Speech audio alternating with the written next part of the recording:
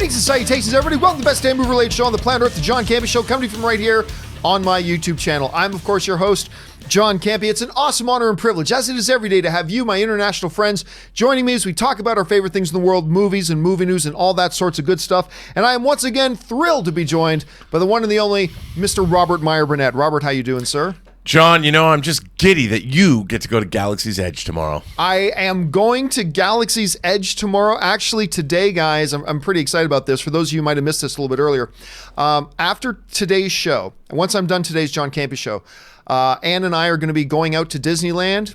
We're going to be staying the night at the resort there, and then at 8 o'clock tomorrow morning, I'm going to Star Wars Galaxy's Edge. Very excited. So just in case you missed it before, there will not be a John Campea Show tomorrow. So tomorrow there won't be a John Campea Show because I'm going to be at Galaxy's Edge. But later in the afternoon and the early evening tomorrow night, I'm going to do a live stream to show you guys some video, some pictures, and just talk about my Galaxy's Edge experience. If you guys are interested in that, make sure you guys come back and join me around that time. All right. Let's get down to some movie news stuff, guys. We got a few things up off the top here before we get to our main topics. First thing I want to mention is this. This just came across my thing here this morning. I think a lot of us, one of our all-time favorite films is probably Gladiator by Ridley Scott. Heck yeah. Russell Crowe, fan-frickin-tastic. We can talk about that movie all day. Now, a little while ago, well, actually, some time ago, there was some rumors and discussion going around that they were going to be looking to doing a Gladiator sequel. Okay. Well, then that kind of went quiet. But this morning, the producers who are kind of behind spearheading this Gladiator sequel, they're also behind the new Men in Black. And while they're doing press, they got asked a little bit about this new Gladiator sequel. And apparently, it's still on. It's still on. What they said, now this is coming from MovieWeb. They said, we're working with Ridley Scott. That's one we wouldn't touch unless we felt there was a way to do it that was legitimate. We're working with an amazing writer as well in Peter Craig. The movie and story picks up 30 years later, 30 years later. So they're still moving ahead with this thing. This thing is apparently still going. Now, if you're wondering who's this Peter Craig guy, all right, so a couple things that Peter Craig has worked on. Number one, he wrote the script for Ben Affleck's The Town, which I thought was fantastic. He worked on some very big films, The Hunger Games, Mockingjay Part 1 and Part 2. He did Mel Gibson's Bloodfather, which was an amazing script. And then he worked on that 12 Strong with Chris Hemsworth as well.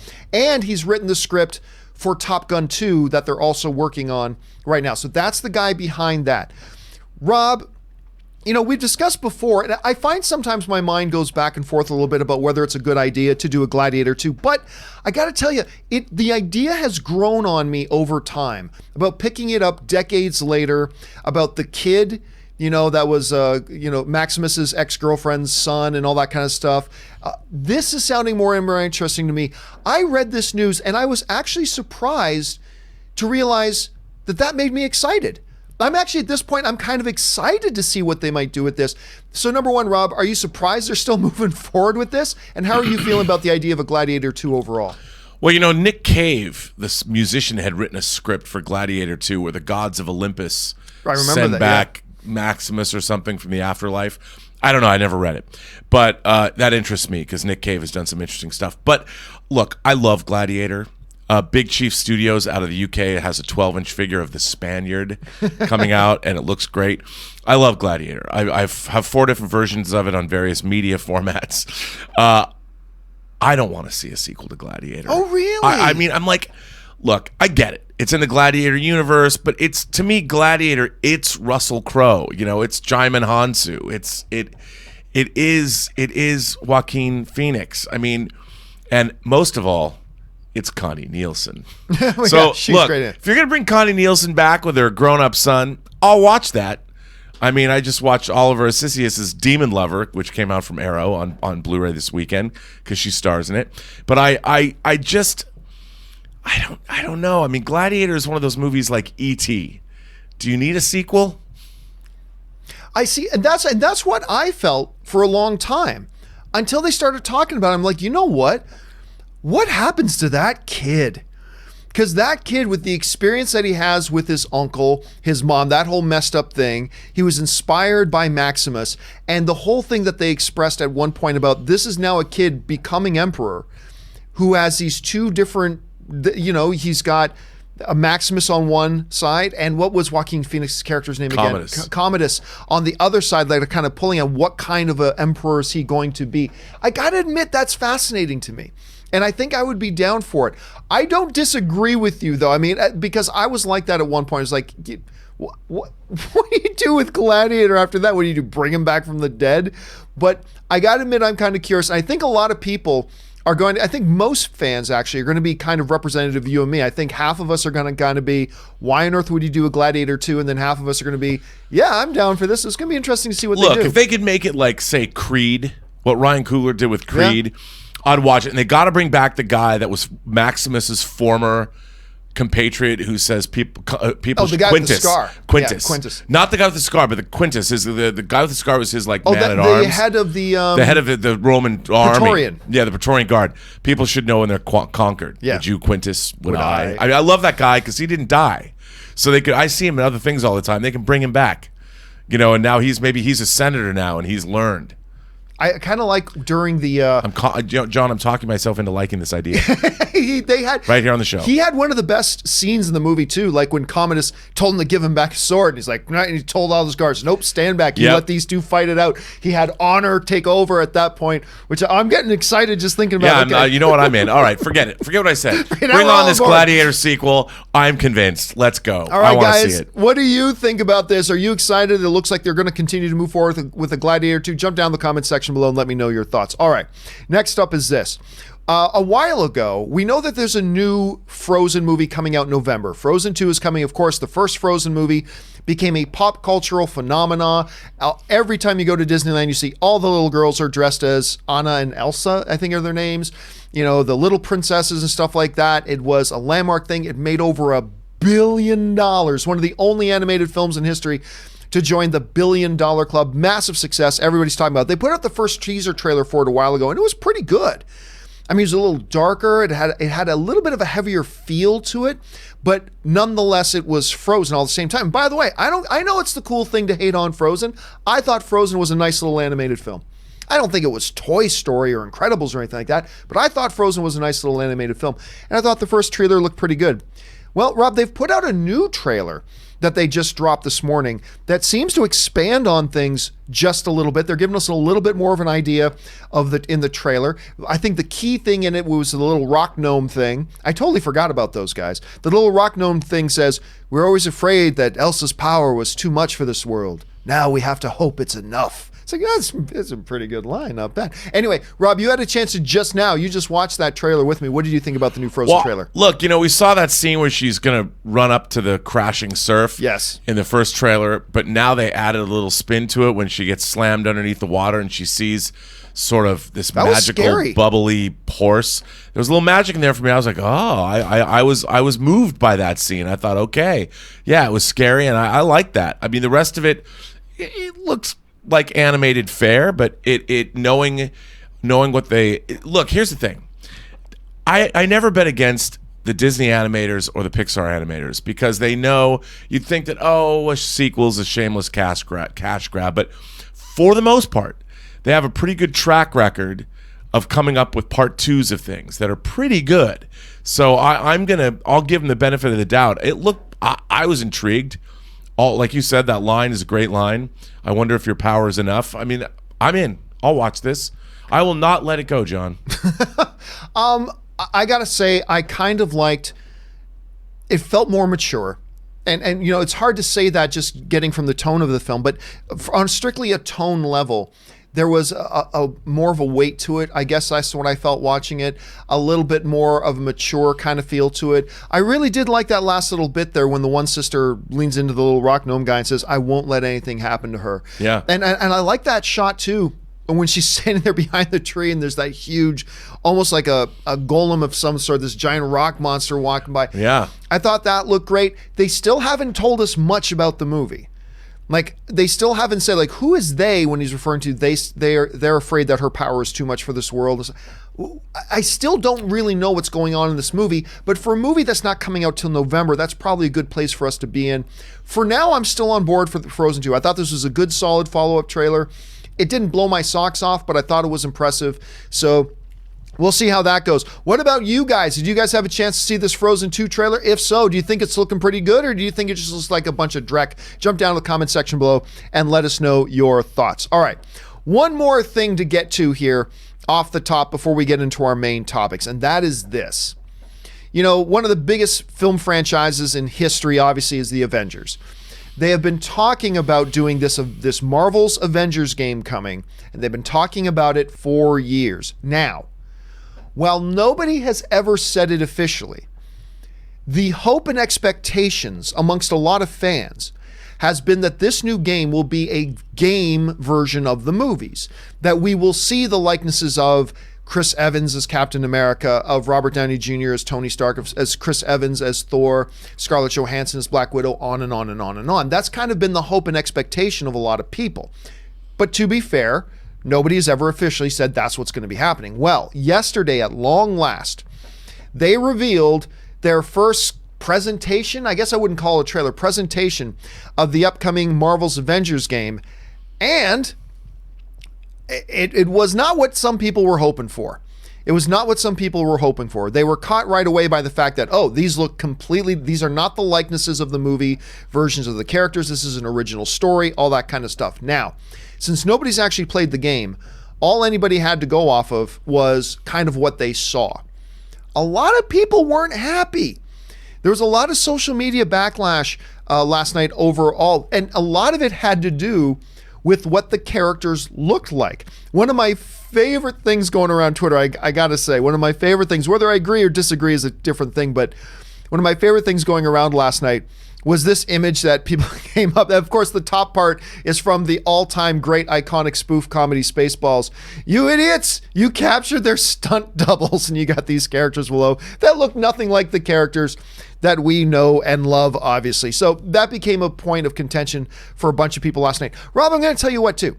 I was watching the game footage, and unlike when I saw the first Spider-Man game footage, where I was like, this game looks like fun. Like, I remember the first time they were rolling out that footage for that Spider-Man game, this just looks like fun. It looks immersive. It looks like it brings you into not the world of, it felt like it brought you into the life of Spider-Man, you know? And it looked fun and great and looked like a high-quality console game and stuff like that. Now, I am by far not the world's biggest expert on console gaming whatsoever. I'll be honest with you, Rob, though. I looked at this footage. It felt like a mobile game to me. It felt like a game I would pick up and play on my phone or tablet. It didn't feel like this 3 years in the making, highly anticipated, huge console release. And I'm not even talking about the fact that I was a little bit disappointed by, you know, the likenesses of the character, because I also was one of those guys. I was kind of looking forward to it actually playing the Avengers that we know from the movies. But that's a totally separate thing, and we got to be fair to them on that. Anyway, Rob, you had a chance to check out this bit of footage and trailer. How did you feel about the look of the game? Well, I kind of felt like you did. I mean, I thought some of the graphics were obviously impressive, but the gameplay looked standard to me. Like, I think that I'm always looking for a different kind of gaming experience. Like, I don't play a lot of console games, but when I do, I'm drawn to them because, like the Uncharted franchise, when that first started, and I played all four of the, well, I think there's four now. There's an offshoot one, but I didn't play with that. a couple with the girl characters. Girls, I didn't play that one. But the four, if something about the game attracts me, like the Grand Theft Auto franchise, Red Dead Redemption, that kind of thing, I'll play it. But when I saw this, there was nothing, and this seems strange from an intellectual standpoint, like the gameplay, like how do you link up two characters to work together, or it just looked like a standard superhero game to me. And now I don't mind. It's funny because I didn't think that we were going to get likeness, like to get the likenesses of actors for a game. That costs a lot of money, and with the Avengers characters, it probably would have been so prohibitive to get the likeness rights. I never expected them to do that, but the game just didn't. It didn't. Why should I play this game as opposed to playing, say, I love Call of Duty? You know, why should I play Avengers simply because it's the Avengers? I need more of a reason, more of an, it sounds strange to say, but more of an intellectual reason to play that game. Yeah, and you know, it's funny too, because when you looked at the Star Wars game, the Fallen Order game, right? They took time and put out something that showed you this is how this game works. You know, if you play this game, this is what you can expect in this game and the type of feel and all that kind of stuff.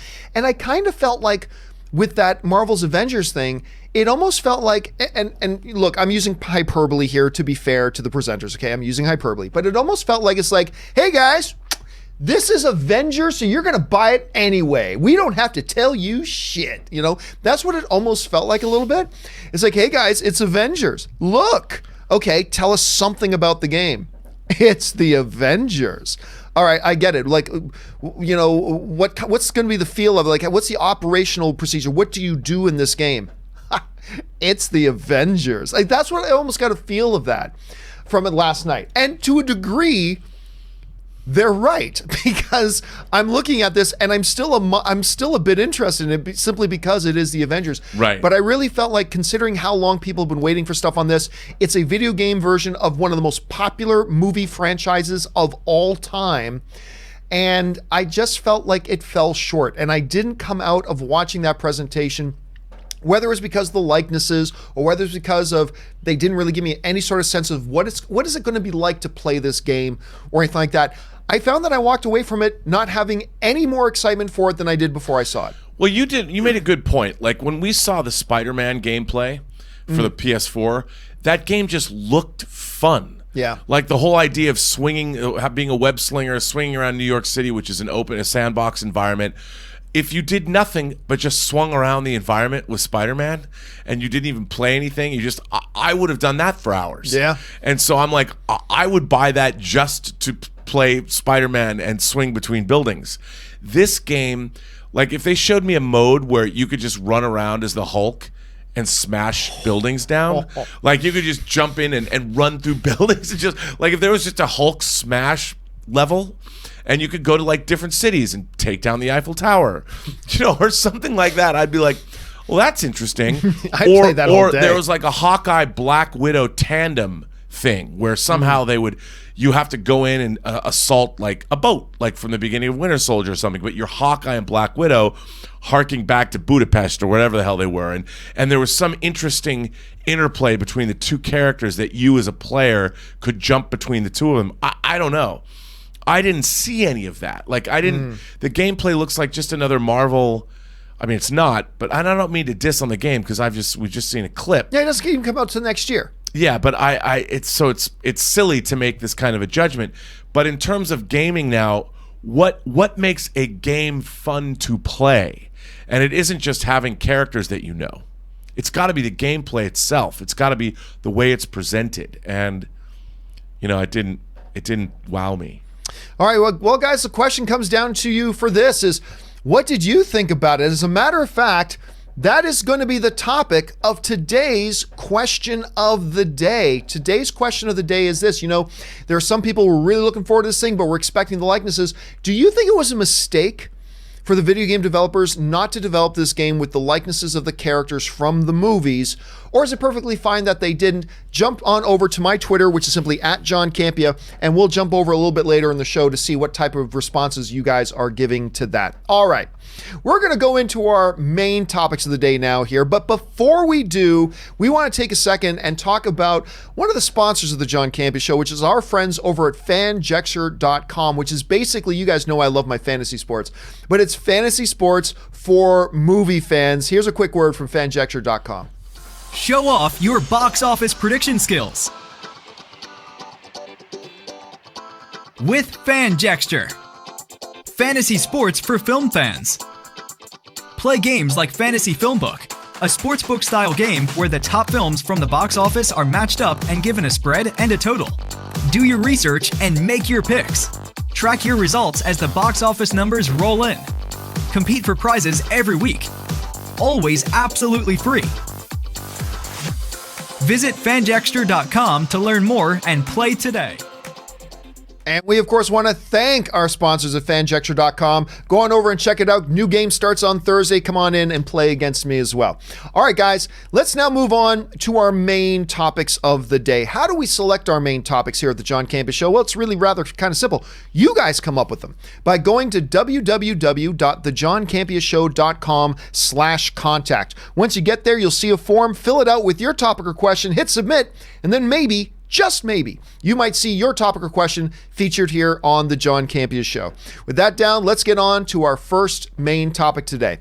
And our first main topic today gets submitted to us by Alex Pitt, who writes, "Still waiting for the first truly great video game movie.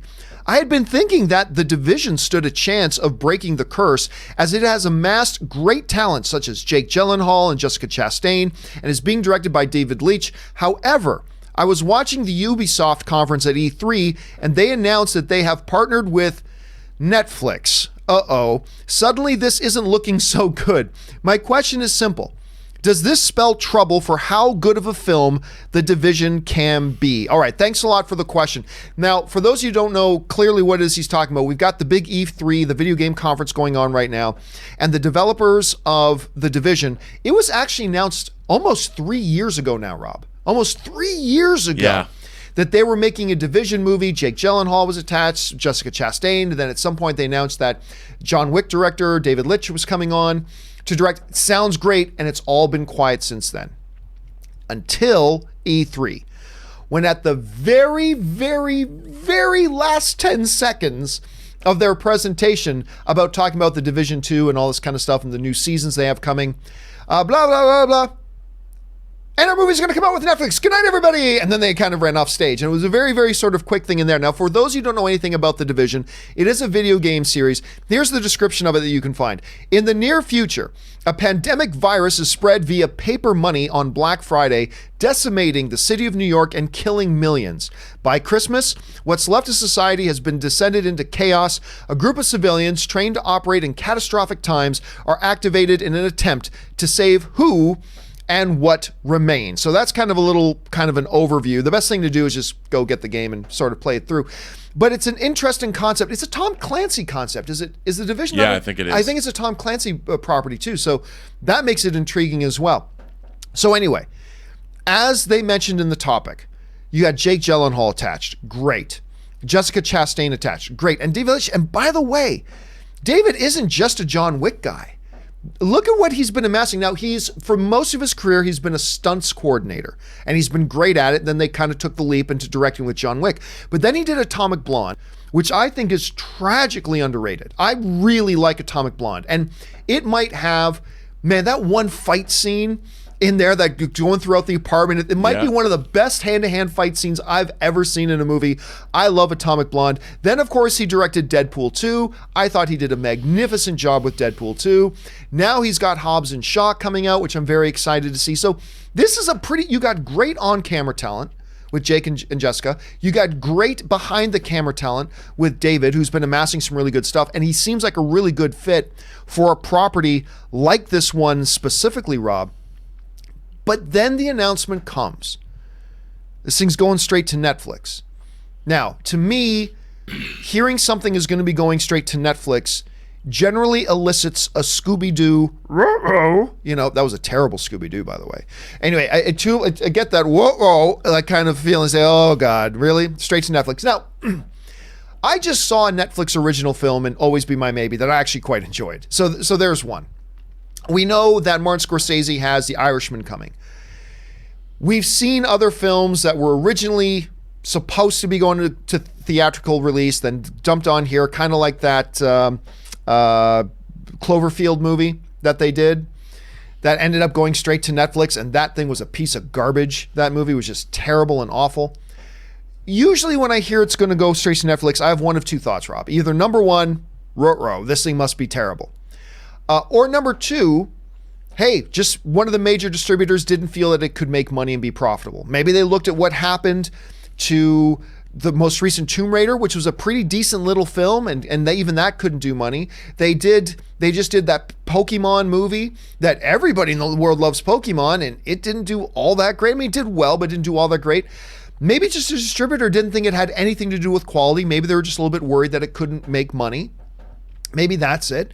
Or maybe Netflix just made them one hell of a deal. Maybe Netflix just made them an offer they couldn't refuse.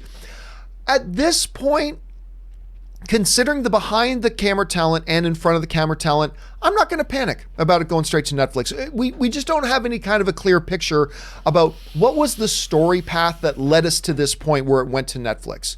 Because maybe it's for a great reason, maybe it's not for a great reason. So I'm not happy it's going straight to Netflix, but I'm not necessarily going to panic and jump overboard on it because it's going to Netflix either. Anyway, Rob, you saw all this kind of stuff. What are you thinking about The Division right now and the fact that it's going to be going to Netflix? Well, it sounds to me like it's more of a series than a movie because it has a good premise. But okay, how are you going to put New York back together in the space of 90 minutes or 2 hours? After a pandemic has been, which I like the idea of tainting our money for Black Friday, so all of us, our most horrible consumer impulses are what lead to our downfall. Yeah, there's something poetic about that. I like that. But I with that cast, if Jessica Chastain and Jake Gyllenhaal are still involved, good on them. I mean, I hope the movie's good. I think David Leitch his credits are such that why, when he has Hobbs and Shaw coming out for $1 billion franchise, would he want to go back and make a Netflix movie? Why wouldn't he want to stay making some big budget Hollywood theatrically released fare as much as he can? I mean, he's on a roll, and he between Atomic Blonde, Deadpool 2, and now Hobbs and Shaw, his quote's going up, and I'd be very curious to see if this movie ever actually happens with him at the helm, because I think he's got bigger fish to fry. Well, I think he's probably contractually obligated at this point to do it. And so I'm thinking that they're probably going to move forward with it now that they're making announcements about it at E3. And it is 3 years. It's getting long in the tooth. They got to move on this thing quickly if they're going to be doing it. But because Gyllenhaal and Chastain aren't getting any more available. I mean, you got to move on this thing pretty quick if they're going to do it, but I got a feeling they will. Anyway, what did you guys think about this announcement about The Division going straight over to Netflix? Jump down to the comment section below and let us know your thoughts. All right, let's move on to the second main topic today. And the second main topic today is submitted by Leslie McFarland, who writes, "Hi, John. I can still remember the very first time I heard that they were actually going to make a Toy Story 4. I was so happy. I was wondering if you saw the early reactions the movie is getting. They all look really positive, which makes me even happier. What do you think of the reactions, and how good do you think the movie will be?" All right, thanks a lot for the message, Leslie. And yeah, you guys have been bringing up that recently the first reactions for Toy Story 4 have been coming out. Now, Robert and I told you guys about the fact that when we were at CinemaCon a month and a half ago now, when we were at CinemaCon, they showed us the first 10, 11, 12 minutes of the movie. We loved what we saw. We thought it looked great. But, I mean, we don't know what the rest of the movie is going to be like. It is Pixar, so never doubt Pixar. It's a Toy Story film. They've never done anything but knock it out of the park. On Rotten Tomatoes, the three Toy Story films are 100%, 100%, and 98%. Show me another film franchise that even comes anywhere close to that, which is impressive. But there was also a lot of lingering suspicion, Rob, and doubt. I think that's one way we could put it. There was a lot of lingering suspicion and doubt amongst a lot of fans that, hey, come on, Toy Story 3 was so perfect. So perfect. And it ended perfectly. And they really did give us the feeling that was it now. Toy Story was done. They might do some short specials, but that was it. It was done. And now they're going back to it again. Oh, here we go. The Hollywood cash machine. They just want to make another one, blah, blah, blah. But, you know, they've always said we would never do Toy Story again unless we had something perfect for it. Unless we had something perfect. Now, I'm going to give you some of the reactions, because here's the thing, Rob. I was actually texting with two friends of mine. One about 2 nights ago, one yesterday. One works for a major trade. One works for a smaller outlet. Both of them said to me, it's the best Toy Story they've seen. Now, that doesn't necessarily mean I'm going to think it's the best Toy Story I've seen. That doesn't necessarily mean any of you guys are going to think it's the best Toy Story you've seen. But for at least two people that I know that are in the film business professionally, they came out of Toy Story 4 and said to me, it is the best Toy Story they've done. Now, it's not completely out of line with what a lot of the early reactions are saying about the film either. A Cinema Blend is saying Toy Story 4 is so much fun and is easily the funniest of the 4 movies. Strongly recommended. Fandango is writing, Toy Story 4 is another fantastic entry in the series and the one installment that feels most like an adventure movie. With themes of hard goodbyes, second chances, and finding your way home, it's packed with big belly laughs, but I also cried harder here than I have for any of the other Toy Story films. More than the end of Toy Story 3. Business Insider is writing, Toy Story 4 is a touching and moving addition to the franchise. Bring the tissues. You will fall in love with the Forky and Keegan-Michael Key and Jordan Peele steal every scene as these guys. And Adam writes, Toy Story 4 has an ending as lovely and warm and heartbreaking as Toy Story 3. In between the genuine belly laughs, thanks to Kaboom, that's of course Keanu Reeves' character, is a story that has heart that Pixar is known for. I loved it, and on and on and on. This is the reaction this film is getting across the board. Now, there have been many instances where big early reactions come out and the movie's fantastic. There have been some instances where, though, there was some big early reaction where it didn't pan out so well. But for me as an individual, and I got invited to go to a press screening tonight, but I'm skipping on. I'm just going to go see it opening night. Anyway, for me as an individual, I've also had the privilege of talking to a couple people that I know personally that have gone to see it already. And like I said, both of them have said, I believe this is the best Toy Story movie ever. Which, that's a big claim, Rob. We're talking about a film franchise that is 100%, 100%, and 98%. Toy Story 3, which was only the 3rd animated film in history to be nominated for Best Picture at the Academy Awards. We got some people saying this is the best. Others are saying it's the funniest out of them. Others are saying it's the most emotional out of all of them. This is some pretty big claims, Rob. You're hearing these reactions. Are you surprised how high the praise is, and where do you think this movie's actually going to end up for us? First of all, we've said it on the show a lot. You don't bet against Pixar. Yeah, it's not a good business. And Toy Story is really their premier franchise. That's their Tiffany brand. It's really, I mean, yeah, I liked like A Bug's Life. I really thought that was a great movie. Very cute. Really, but to me, when I think Pixar, the first thing that comes to mind is Toy Story. And you had 3 movies that were essentially close to as perfect, probably the most perfect film trilogy of all time. Toy Story 3 had a killer ending. So for them to like go back to that for them to go back and make a Toy Story 4, I think they had to have been sure. So I don't know who pitched the idea. I don't know what they came up with, but they know when they went into this movie and as it was being developed, I saw a clip where I guess it was Tom Hanks was talking about recording, and I think it was for Toy Story 4. And Tim Allen contacted Tom Hanks and said, have you gone in to record your dialogue for the end of the movie? Right, yeah. And he was like, no.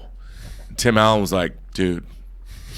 So even he was taken aback by how great this movie apparently is. And I think it's wonderful. I think it's wonderful that we have a company, if you know anything about how Pixar makes their movies, it's a very iterative process. And they develop it as they're going along, so they are constantly refining their jokes, their story, to give it to make it the best it can be. And I think if we're getting a Toy Story 4, it means we're getting something really special. So these reactions do not surprise me, and it makes me really excited. I can't wait. I mean, I want to go have a Toy Story time at the movies. And I'm looking forward to doing that. Yeah, I'm really looking forward to it as well. So what do you guys think? How much are you looking forward to Toy Story? Are you surprised to hear how high the praise has been? Are you just hoping for it to be good? What do you think? Jump down the comment section below and leave your thoughts. All right, let's move on now to the third main topic today.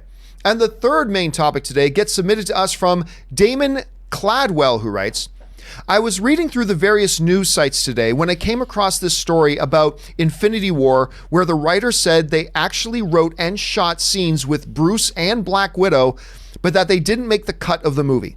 I always felt like that relationship didn't get the attention or resolution that it deserved. Do you think they should have left that scene in there? I do. All right, thanks a lot for the question, Damon. And you know what? As marvelous and fun and everything as Infinity War is, 2 things to keep in mind about my view of it. Number 1, I did feel like it was bursting at the seams a little bit. I felt like they tried to stuff a little bit too much. It still worked. but I felt like it was just on the verge. You know that one great scene in that Monty Python movie where they got that huge guy in the restaurant and it's like, oh, sir, would you just like one more mint? No, I'm stuffed. And oh, just one little mint. And he eats one mint and his body explodes, right? That's what I kind of felt like with Infinity War. Like, didn't explode, but it was just on the verge of exploding. But one of the small little elements I loved in the MCU comes out of Age of Ultron, and that was the development of a romantic interest relationship between Nat and Bruce, between Hulk and Black Widow. I thought it was beautiful the way they were doing it. And then it gets resolved with one line in Infinity War, hey, Bruce, and that's it. They never come back to it, other than Sam saying, that's awkward. That's it. And then that's all it was. This huge, beautiful thing they set up in Age of Ultron that became a really important story thread, Rob, throughout that film with her connection to Hulk and the way she's all talking down, hey, big fella, the sun's getting real, like all that kind of stuff because of the emotional connection they have. I always did kind of feel like that was a missing element out of the movie. So what's this thing they're talking about? What do you mean? They shot a scene? Well, here's what the writers of the film, of the Avengers films, had to say. They said this. We certainly try to address the Hulk and Nat relationship. In Infinity War, we have scenes. We wrote them and we shot them. Of them sort of hashing that out. You've been gone, I've moved on. That kind of stuff. It became very clear that if a scene was not on the A plot, it could not survive Infinity War. That thing has to be on rails just to get to the finish line. You couldn't wrap up those loose threads just because you wanted to. So Rob, what it sounds like to me here is that, yeah, they knew this is a big important thing. We need to address it. They wrote it, they shot it. But it seems to me like they also got that sense that the Russo brothers and the writers got the sense of this movie is really packed. We have so much going on in it. There's so many characters and so many things going on that I like the way they put it. If there are things that we'd like to do, but it's not a part of the A plot, as they said, it's got to be sacrificed. And I felt that scene missing. I felt it missing. But at the end of the day, I actually got to say I agree with their decision to cut it out. When you're making movies, the editing process is the hardest thing to do because sometimes you've got to edit out sometimes fantastic stuff for the sake and the overall good of the movie. And while I would have loved to have seen those scenes, I think it would have been an important scene, all that kind of stuff. Ultimately, I got to agree with their decision to cut it out of the film. How do you feel about it, Rob? Well, you know, I remember having these arguments when Infinity War first came out. We were talking about how I was like, clearly Captain America and Nat have something going on, and they people were like, oh, that's not true, and I'm like, nope, there's a shot where they conveyed enough to me. It's a two shot of them when they're confronting or talking to Bruce, and it's to hear this. The fact that she said, I've moved on, that's what the writers themselves said, proves that I was right about what I thought. That's like saying, oh, look, there's a feather falling from the ground. That means China is drinking a lot of tea. That no, it's not. I mean, they've been working together. They moved on. That's how human beings work. Dude, you told me yourself. I remember after you had watched we didn't watch it together, but you had watched the director's cut, and I'd watched the director's cut after we finally saw it. And you yourself said, yeah, I guess they weren't in a relationship. But now you've gone back. Now I'm convinced. Now you've gone back to that. Hearing them say, yeah, I always felt that way because that's how people work. I mean, and you know, seeing the way that they had their relationship when Cap was talking to Nat after the 5-year snap, there's a lot of that. And I think they played it that they were two soldiers that needed one another because of what they went through, and Bruce was not there for her, and she turned to Cap, like people do. I don't buy that at all. To me, it's more likely to say that Bucky and Steve had a romantic relationship. I mean, there is nothing in these movies, either Infinity War or in Endgame, that ever suggests that they had anything but a tight friendship. I'm not saying that they were romantic like the love story to end the ages, but I'm saying that, you know, when people go through what they're going through, especially soldiers in times of war or stress, that kind of thing happens. People hook up. They look for comfort in one another, and it doesn't necessarily mean these are mature, these are nuanced people. and they're hardened warriors, and they understand what can happen. And I'm not saying that, you know, the fans are we're so immature about our visions of how people need to get together and have romances. And you know what? Joss Whedon did a great job in Age of Ultron setting that up. Oh, I agree. Yeah, did a great job. But you know what? Hulk left.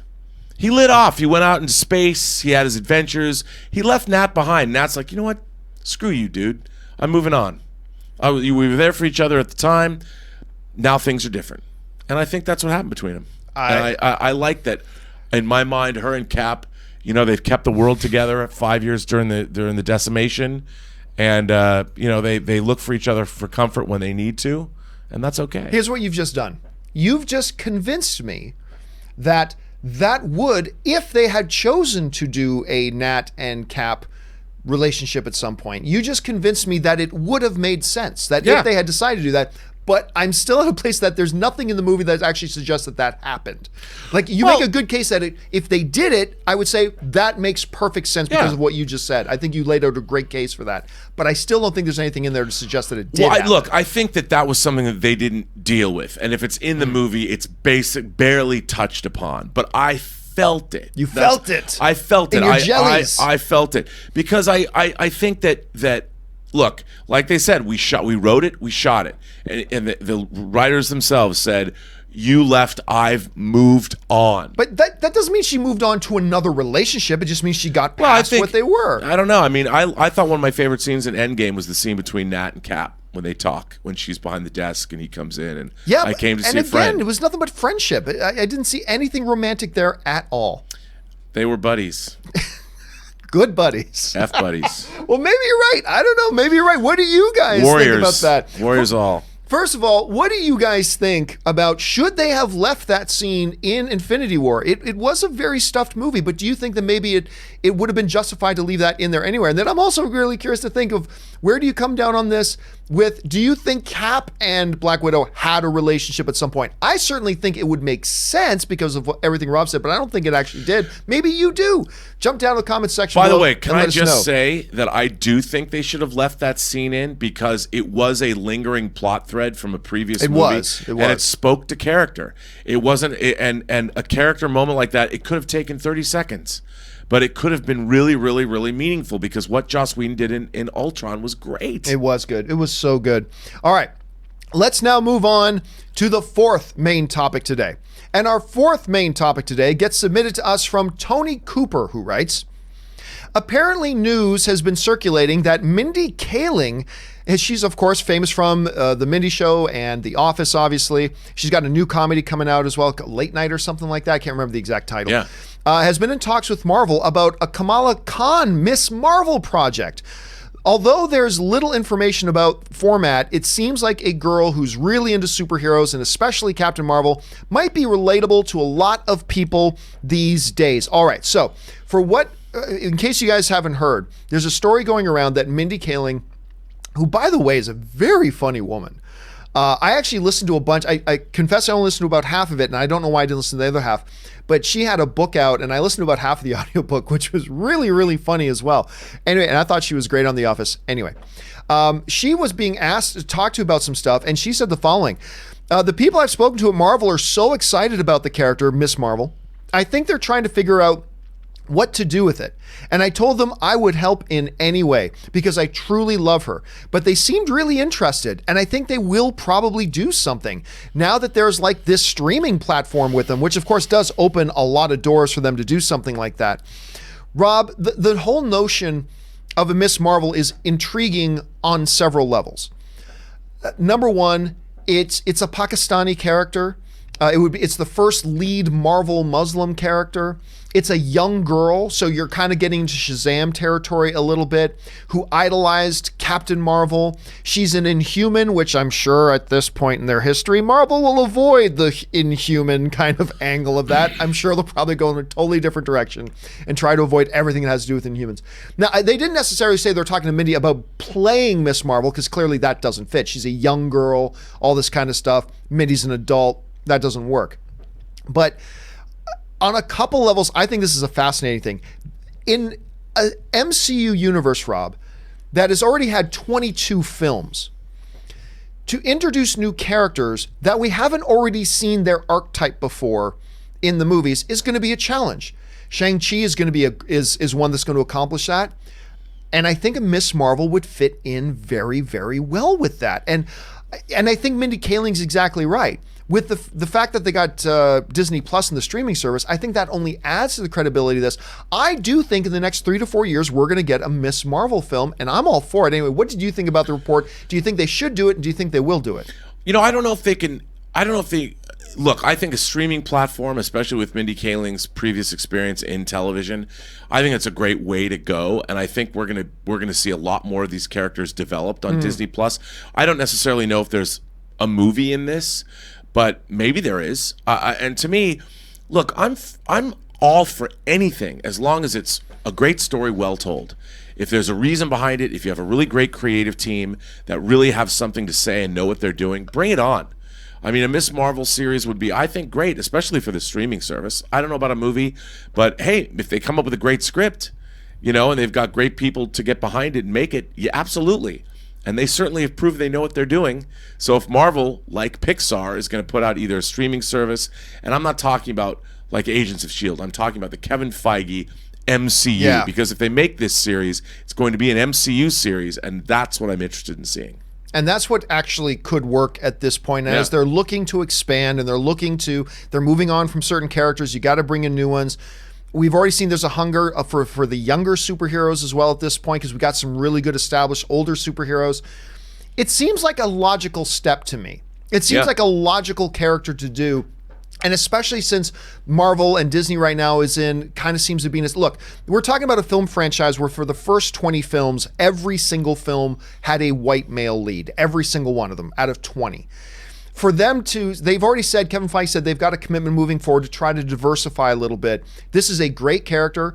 The comic book has won a lot of awards. It's a popular character. This seems to me, if that is your philosophy as a company right now, to try to diversify up a little bit, to get into some new characters, to get younger characters as well, it seems to me like the Miss Marvel character becomes the archetype of what it is you're looking to do. So I'd say go for it. And whether people like it or accept it, who knows? Roll the dice, take a shot, and let's see what happens. What do you guys think about this news? Would you be down for seeing a Miss Marvel movie or Disney Plus streaming service? I know I am. Maybe you're not.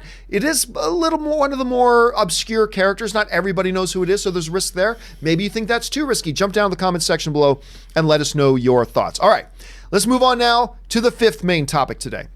And our fifth main topic today comes to us from Brendan Garcia, who writes, "To hell with the haters, I loved Aladdin." Well, I liked Aladdin too, Brendan.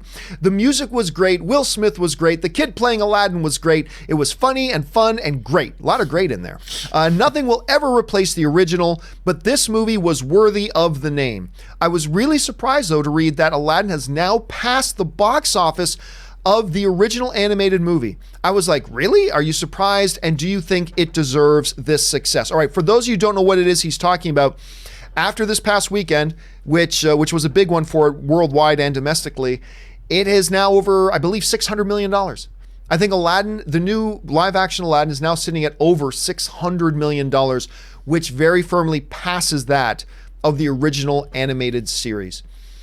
I am with you in the sense that this movie is not as good as the original animated film, but very, very few films are as good as the original animated Aladdin movie. Very few are.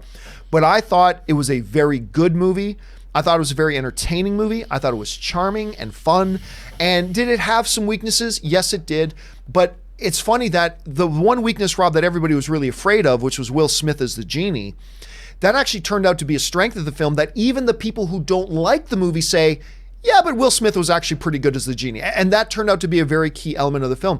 And now we're seeing that it has passed the original at box office. Considering the original at the box office was over $500 million, I should say, that's no small feat. And it's already made a little bit more money than I thought it would. Number one, I'm surprised that it passed the original this quickly. I thought maybe ultimately it would, but I didn't know, and I didn't think maybe it would pass it this quickly. But number two, the first thing that comes to my mind, Rob, is that this bodes very well for Lion King. This bodes very well for Lion King. Because if Lion King is as good as we think it's going to be, And Lion King might be possibly the most popular animated film of all time, one of the most beloved animated films of all time. I think this bodes very, very well for it. Anyway, you saw these box office results.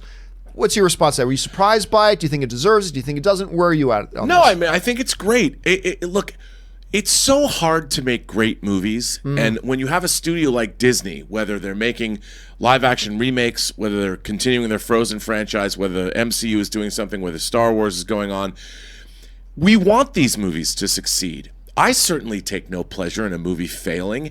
And having a guy like Guy Ritchie, who's, coming off of that King Arthur movie, or not King Arthur, it was the Robin Hood movie. No, it was the King Arthur movie. I've liked Guy Ritchie. I wanted this movie, and I've always liked Will Smith. I wanted this movie to succeed, and because the lead up to it, there wasn't a lot of marketing, and we didn't know what was going on, when you and I went to CinemaCon and saw that clip, we're like, that was pretty good. And to have this movie come out and be successful, it's great for everybody. It's great for everyone who's involved. It's great for the studio, but most of all, it's great for audiences. And I think it's awesome that it's done well. $600 million. We forget, because we live in this world where Avengers made $2 billion. Endgame. Yeah. Most movies you make $500-600 million. That's a huge, epic win for everyone. That's a gigantic win, and it means the business is healthy. They'll make more movies like this. More people are working, and these movies are employing more and more people worldwide. So it's great. I think it's great that this movie was successful, and I think Lion King is going to be, Disney's having the most ridiculous year in the history of any studio ever. Yeah. And I can't wait to see what that number is at the end of Disney's year.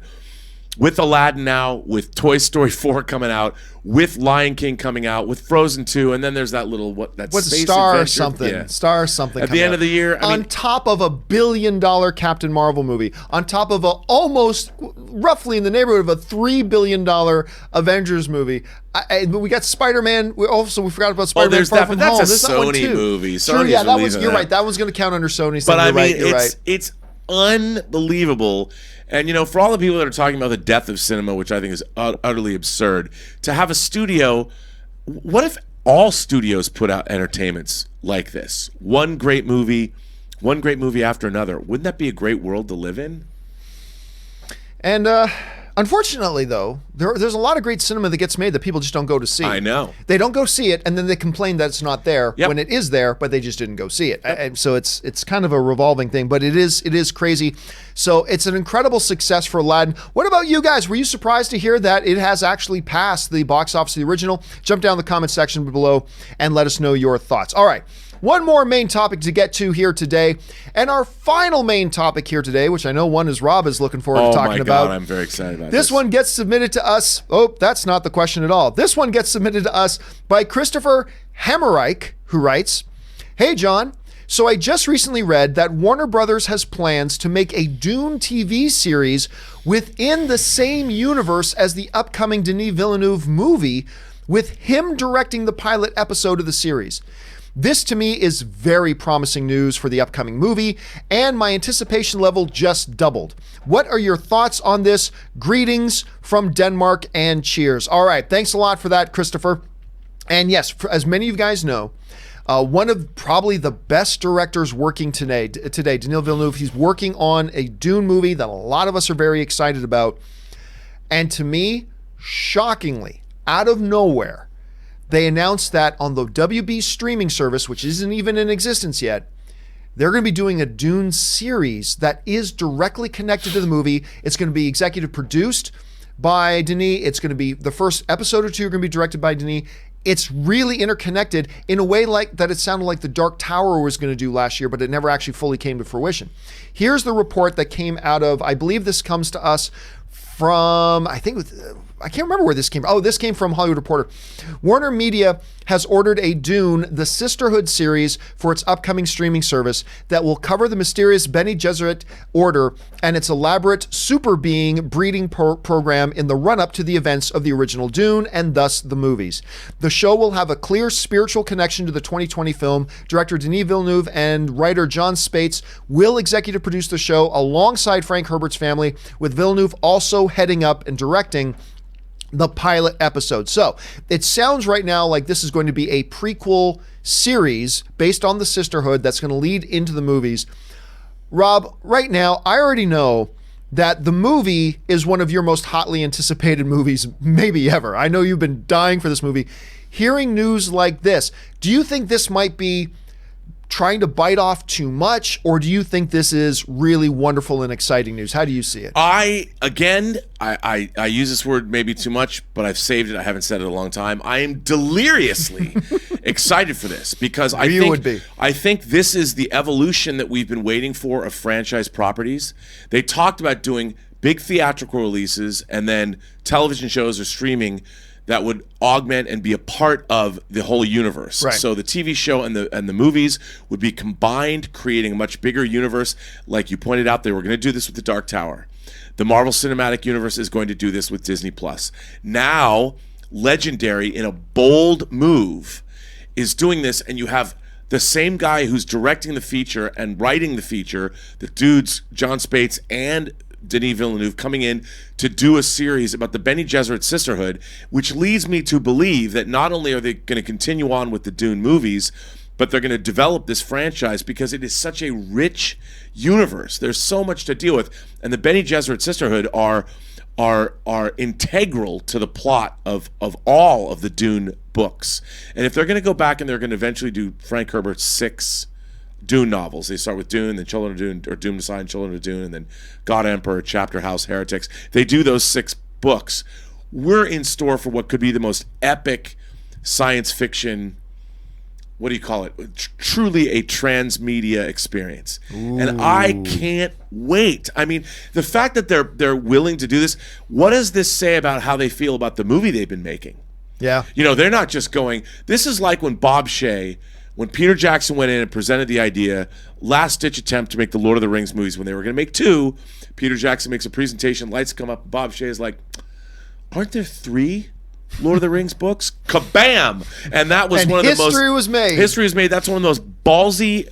I don't know who made this call to do this TV series, but this is people, as you would say, they're playing some poker, you know, the flop has come, the river, however that works, I don't really know. Flop, turn, and river. All I know is the flop, turn, river happened, and they are all in, baby. They're putting themselves all into Dune, and I am all into their Dune. I want to get sand everywhere, John. I want to get sand everywhere. It's coarse. It gets everywhere. Yes, I want Dune to be everywhere in my body, just like Anakin complained about. I think you raised a really great point about what does this say to their confidence about the movie that Denis has put together for them. Because if this is a garbage movie, then you're sinking right out of the boat. Like immediately, you're jumping overboard with weights around your ankles if you have a bad movie. Clearly, they must be incredibly thrilled with it. The one hesitation and the one caution, though, is this. Denis has never made what has turned out to be a big blockbuster hit. No. He has made magnificent movie after magnificent movie after magnificent movie. Most recently, of course, Blade Runner 2049, which is a wonderful film that nobody went to go see. And this raises for me the one and only little bit of nervousness I have is what happens to this series if the Dune movie comes out, tanks, makes no money, loses the studio money. Does this interfere with their plans to move forward and make a series? Again, I have all the faith in the world because of the source material and because of the filmmaker helming this thing. I believe this Dune thing is going to be spec-frickin-tacular. I cannot wait to watch this thing. But I am a little bit worried, let's say cautious. I'm a little bit cautious about the fact that we've never seen a hit film. If I'm the money guy behind this, I'm a little bit nervous about that. And I've got to believe there's going to be some connection to the fate of this series to the Dune movie's performance. Like, do you think the series is in trouble if the film comes out and loses the studio a lot of money, or do you think that's irrelevant to the discussion at this point? No, I think it's always relevant. It ain't show friends, it's show business. And everybody wants to make money. But here's what's going on. They're building a universe where if you've got all these things, you've got sets, you've hired actors, if they're going to have Reverend Mohim as her character, is she going to be one of the stars of the show? Why not amortize your expenses by making a TV series and a movie? Because it's all you can make it for a lot less than if you made a film and then retooled and went and started a TV show from scratch. Doing it like this, doing it this way, make sure you're getting the biggest bang for your buck. That you're in a shared universe. It's kind of like when they were during the Berman era of Star Trek. They were always able to mix and match and borrow things. The warp core of the Starship Voyager was actually the same warp core from Star Trek the Motion Picture. So the Star Trek franchise, not the current incarnation of Star Trek, which they've the most expensive TV shows ever made, but the way they used to do it, this is a perfect way. So if the movie isn't as hugely successful as they want it to be, they've got a TV series that they've made in conjunction with and probably use some of the budget. So I think it's an incredible, if it works, John, this is going to be the way that we're going to see franchise properties develop into the future. And I think it's great. Now remember too, there was another franchise that had this idea, and that was Dark Tower. And then the Dark Tower movie didn't do what they wanted it to do, and then the plans for these. Now, from what I understand, that was scrapped before they made that incarnation of the Dark Tower film. Well, really, I thought it did. Ron Howard was involved, and they were gonna do it differently. They totally changed their approach, which I think was a mistake. Because I think the plans for that show are still on the table. Yeah, they're doing it now. They're doing a Dark Tower TV series now. Yeah, so everything kind of got cast. thrown off with that. So it's going to be interesting to see how this turns out. All I know is I'm dying to see the movie, and I think the most important takeaway from all this, Rob, is the thing that you so poignantly pointed out, is the fact that this speaks a lot to WB's confidence in this film. I think it speaks volumes to their confidence in it. And Legendary, they've got Chinese money at Legendary. Legendary's done a pretty good job over the last. I mean, they've had hits and misses. Remember, Legendary also Godzilla, King of the Monsters is theirs, and but I think they're going all in. What I love about this is Dune, published in 1965, is one of my favorite science fiction novels. It's one of the great, if you're going to read the canon of great classic sci-fi, the fact that they're using this as source material is just, it shows that we're going to get smarter in the future, hopefully, and I love that. All right, guys. Well, now we put it to you. What do you guys think about this whole thing? And do you think it's a good idea to tie in a new show to the movie? Do you think it speaks to the quality, or at least maybe the confidence the studio has in the movie? Or do you think this might be trying to bite off a little too much at, early on, like maybe making the same mistake that Universal made with their Monster Universe stuff? Maybe they're getting a little bit ahead of themselves. What do you think? Jump down in the comment section below and let me know what you guys think. All right, guys. Hey, listen, I said a little bit earlier that our question of the day had to do with the whole Avengers thing. And I wanted to ask you guys, and here's what you guys have been saying since I asked that question. You guys are saying to the question of the day, which was simply, many fans were expecting to see the movie's version of the Avengers in the new game. Some seem upset. Do you think it was a mistake for the game not to use the likeness of the movie characters in the games? And you guys are saying, actually, no. Overwhelmingly, you guys are saying it's fine. 35% of you are saying it was a mistake not to use the likenesses of the characters in the game. However, 65% of you are saying, you know what? It's perfectly fine. About 3,000 of you guys have answered that question so far, and that's where you guys are on that right now. So thank you guys for taking the moment and participating in that little poll of ours. All right.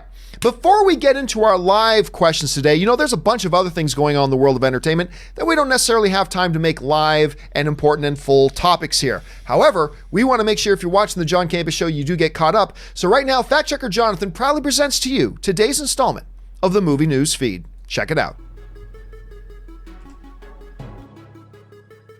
First up, back in 2014, when Sony Pictures became the subject of a major computer hack, a bunch of projects in consideration or development at the studio were exposed in the ensuing public scandal.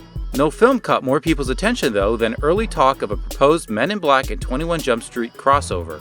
From Dark Horizons, ultimately the studio abandoned any such idea, but it remains one of the more talked about might-have-been film projects of the past 2 decades. With Men in Black International hitting cinemas this week, the franchise's producers Laurie MacDonald and Walter Parks have been out doing press and recently talked about what the plan was, and answered the ultimate question, why though? They said the following: Chris and Phil are maybe the only people, because we love this franchise, and at the moment I think for us to even say okay to that was a big deal. But we love them. They're amazing. We were a little stalled on another project. We had this initial impulse, and we were having trouble getting the script there.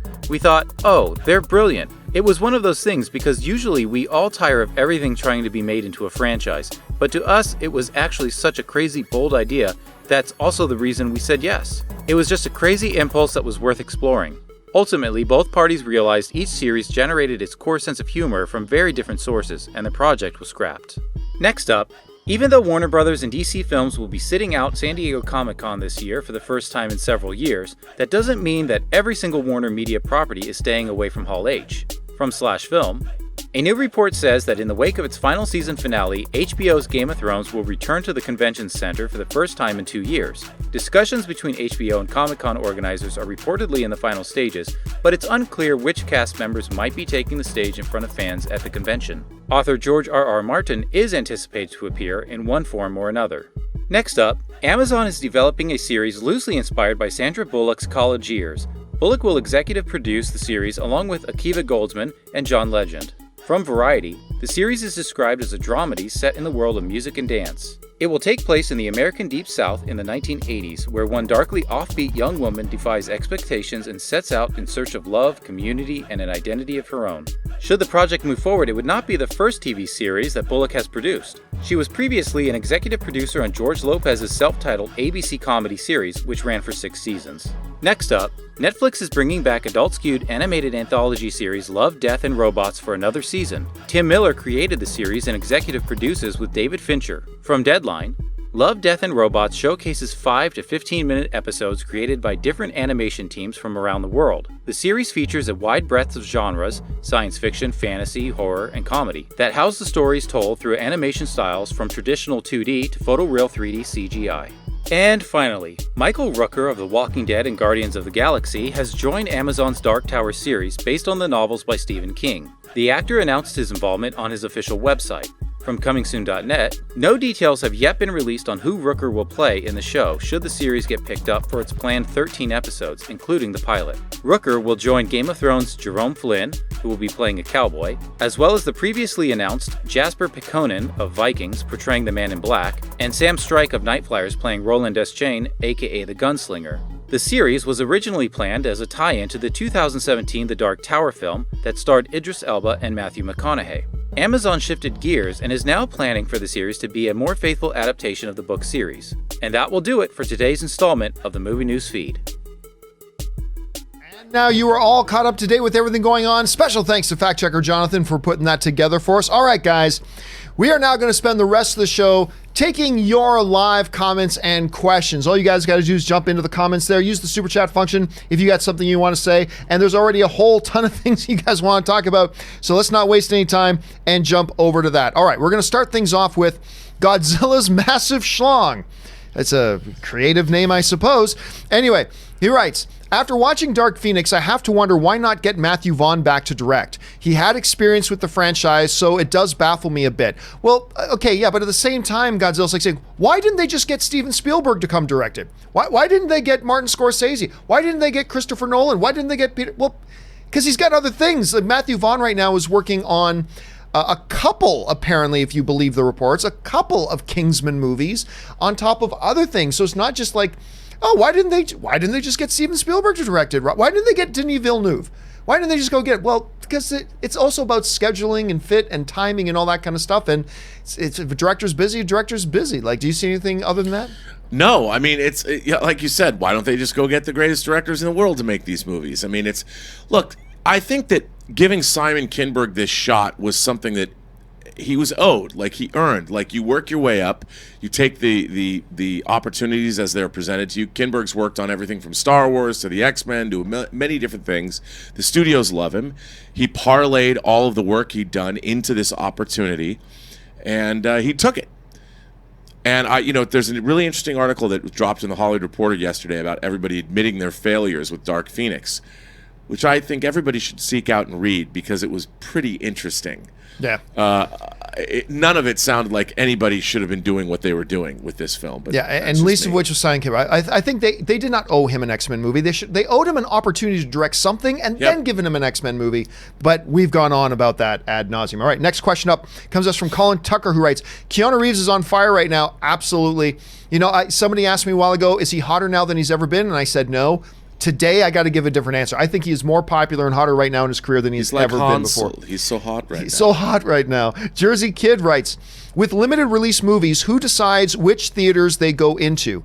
I try to support every film, but find myself waiting for streaming because my local theater doesn't usually show the smaller films. The answer to that question, Jersey Kid, is just straight up and very, very simple. The people who make those decisions is the distribution company. Whoever the distributor of the film is, they decide what happens to a film once it's done. The production company makes a film. The distributor then decides what happens to it. Do we put it in wide release? Do we put it in limited release? Do we go straight to home video? Do we put it on Netflix? Blah, blah, blah. Do you have any other kind of dimension to add to that, Rob? Well, it's, again, theaters are in the business of selling tickets. And if they're not getting the audiences to come to their theaters to see these movies, they can't book the movies, unfortunately. And there's a lot of wonderful films that are coming out, not just domestic movies, but films from all over the world. We're lucky. I live in Pasadena, and there's a Laemmle's theater there that shows a lot of offbeat, smaller movies, and the ArcLight chain that we have here sometimes does that. But it's unfortunate that so many films, they all talk about, we need diversity in cinema. We were just talking about it earlier today, but yet no one's going to see these smaller movies. Everybody's packing into the new franchise or the recognizable brand name, and they're not seeking out these movies. And I think a lot of people are waiting to see them on streaming. And that's just sort of the reality of the world, which is sort of kind of too bad. But at least we're seeing them. All right, next question comes to us from Jacob Cameron, who writes, thinking about the first Men in Black and how Will Smith was at the height of his powers in the late 1990s. I've said for a while, Rob, that, we live in an era now where a movie star does not guarantee box office. Just doesn't. Even some Dwayne "The Rock" Johnson movies don't make all that much money. He's like the tower, burning tower one. Skyscraper, which wasn't garbage. It's Die Hard in a building. Sky Hard, I love that. But that the last guy that you could say was, for an era in his career that was truly bankable, like a scene, whatever you put this guy in, people went out to go see it in droves, was Will Smith. But that was a while ago. It's certainly not Will Smith anymore. It's nobody right now. Like, there is absolutely nobody right now. Putting Dwayne Johnson in your movie today will make your movie get more money at the box office than it would without him. That's for sure. There's no doubt about that. Even Sky Hard, I love the way you call that. Even Sky Hard, that made a lot more money than it would have if somebody else was in that. That video game movie he did, Rampage. Yeah. That movie made so much money. It wouldn't have made squat if Dwayne Johnson wasn't in there. So I think Dwayne Johnson is the closest thing to it these days. But yeah, at that time, Will Smith, Rob, he was like it. Like can you think of anybody else in the most recent memory that maybe would have that kind of draw? I mean, he did, not only was he a box office draw, but he starred for Michael Mann in his Ali biopic. Yeah. I mean, got an Oscar nomination for that. Yeah, and I really liked later stuff he did when he was in like an I Am Legend. I don't think I Am Legend's a perfect movie, but he's great in it. Yep. Pursuit of Happiness, he was fantastic. Yeah. I didn't think 7 Pounds was a great movie, but he was great in 7 Pounds. It's really good stuff. All right.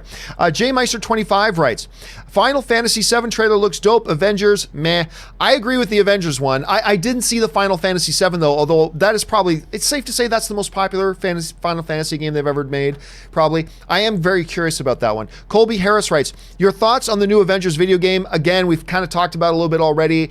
I think forget the actor likenesses. Forget the fact that they don't look like the Avengers in the movies. I just felt like it looked like a mobile game. It felt like a game I would play on a tablet. It didn't feel like a high quality A+ console game. But again, that's just a very small exposure we had to it. Let's give it another. It doesn't come out for another year. Let's give it some time. I'm Upset writes, any news on Morbius? Nope. We're in that window of time right now, I'm upset, where we don't want to hear any news, because no news that can come out about it right now would be good. The only news that can come, now that it's in filming and all that kind of stuff, the only news that can come out would be an explosion on set that hurts a crew member, or the main star fell down and broke his ankle. It's nothing but bad news. There's no good news that can come out, so no news right now, but no news is good news. Ace Infinity writes, so say we all. Battlestar Galactica, greatest TV show ever made, my friend. JB Bonificio writes, Raptors showed class in cheering during KD's exit. Okay, so last night, Kevin Durant went down, re-injuring his leg. I mean, clearly he was not good to come back. He shouldn't have been in that game. And it's just, I get it, you're trying to win a title, but we're talking about a guy's long-term health. He should not have been pressured to play in that game.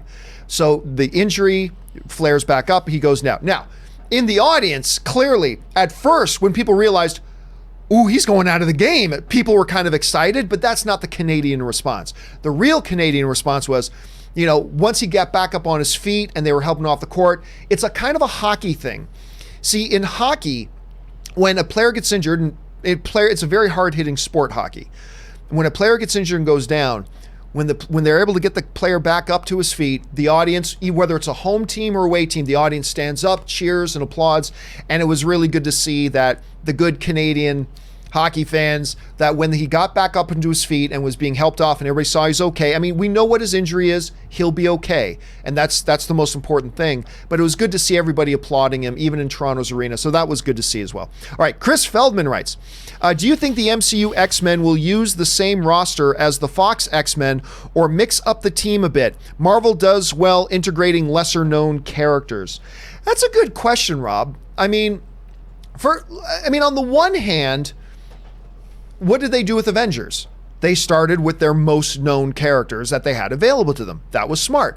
You start with Iron Man. They didn't have Spider-Man available to them. They didn't have Wolverine or anything, but they had Spider-Man, or they had Iron Man. They had Captain America. They had Hulk. They had Thor. They worked in Black Widow, Hawkeye. They went they led with their strongest hand, is what they did. I expect they will do the same thing with X-Men, honestly. I think they'll be close to the original team. I think you're going to see Beast. I think you're going to see Jean Grey. I think you're going to see Cyclops. I do think you're going to see Wolverine. So I don't think it's going to be all that dissimilar from what they launched with in 2000 with the X-Men. Do you? No, but I think the dynamic, what's interesting is with X-Men 2000, they used Rogue and Wolverine as the characters to get the audience into that world. You're right, yeah. And I think I would like to see a more traditional approach where Cyclops is clearly the leader of the X-Men as opposed to being the antagonist or the foil for the character of Wolverine. My one thing I never liked about the original X-Men films. And, they had this great actor in James Marsden. I've always loved James Marsden. And I never felt like his relationship with Wolverine was antagonistic. And because you already like Wolverine, Scott was always kind of a dick, and I didn't like that. And I think, I could see them skewing more younger, like doing what they tried to do in Apocalypse, where you establish a new school for gifted youngsters. And I think the dynamic is going to be way different. But yeah, I mean, the core new X-Men characters are the core new X-Men characters. There's a lot of peripheral characters, but it's that core of Scott and Jean and Storm and Iceman and Beast and it's those characters. But I'd like to see, other ones. Like I'd love to see Longshot or Jubilee as part of the team. Yeah, if you want to get back to the animated stuff, Jubilee and Dazzler and one thing I do hope they don't go too young, because one of the elements that I do think is core and I do want to see played out, but in a better way, is the Wolverine, Scott, Jean love triangle bit, and so you can't have them too young, because you can't have 175-year-old Logan there say, "Hey, little 15-year-old Jean Grey." Of course. You can't do that. So because of that one thing, I'd like to see a little bit older, but I like the idea. Why not go with a mix of strong traditional ones and pepper in one or two of the more lesser ones? I like that idea, because I want to see a full Bishop. We've gotten glimpses of Bishop. I want a full Bishop. Well, it's funny you say that, because I think now with where the MCU is at, they can have a character like Bishop that's from the future. You could have Trevor Fitzroy show up and they could have, with his green hair and gunning for the X-Men. They could do those kinds of things. I want to see Mr. Sinister in his full glory. Proper Mr. Sinister would be great. All right, let's move on here. DC Patience writes, our kid refused to finish Toy Story 1 because Woody was being such a D-bag to Buzz. She's 8 years old, so we're going to try to binge all 3 this weekend. Wish us luck. It's always funny hearing different perspectives on movies that we just know and are so familiar with. It's so funny to hear about a kid saying, he's just being too mean to the other character. That's adorable. Well, hey, DC, good luck on that. Because, apparently what we're hearing is that Toy Story 4 is a big winner, and hopefully you can get your kids up to speed, but who knows? Maybe they're just kind of lost on Woody at this point. Ray Tracer writes, is the failure of Dark Phoenix potentially a bad omen for Rise of Skywalker? What? Let me read this again. Is the failure of Dark Phoenix potentially a bad omen for the Rise of Skywalker? What does one have to do with the other? I mean, that to me, that's like saying, John, I'm confused. does the fact that the Toronto Raptors lost last night a bad sign for Apple's potential sales of the new Mac Pro? What does one have at all to do with the other? The different companies, different stories, different franchises, different actors, different. I don't know what the connection there is. I don't know why one would have anything to do with the other. I don't know why one would have anything to do with it. So I'm just going to say no at that point, Ray. Unless you're thinking of a key connection between the two of them, but you got to let me know what it is, because otherwise I just don't see the connection. All right. Christopher Benson writes, now I have a machine gun, ho, ho, ho. That sounds familiar. It's Die Hard. Is that Die Hard?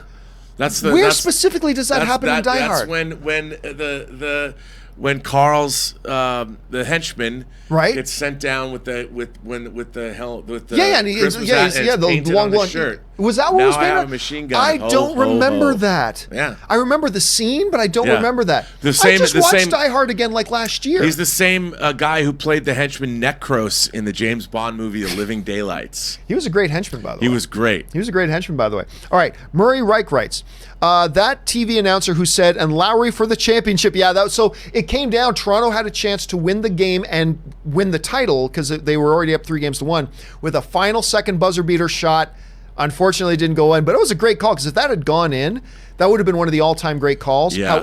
However, if Toronto now goes on to lose this series, that call, Lowry for the championship, that will go down in infamy. Yep. That will go down as a big jinx or something like that, which is kind of hilarious. All right.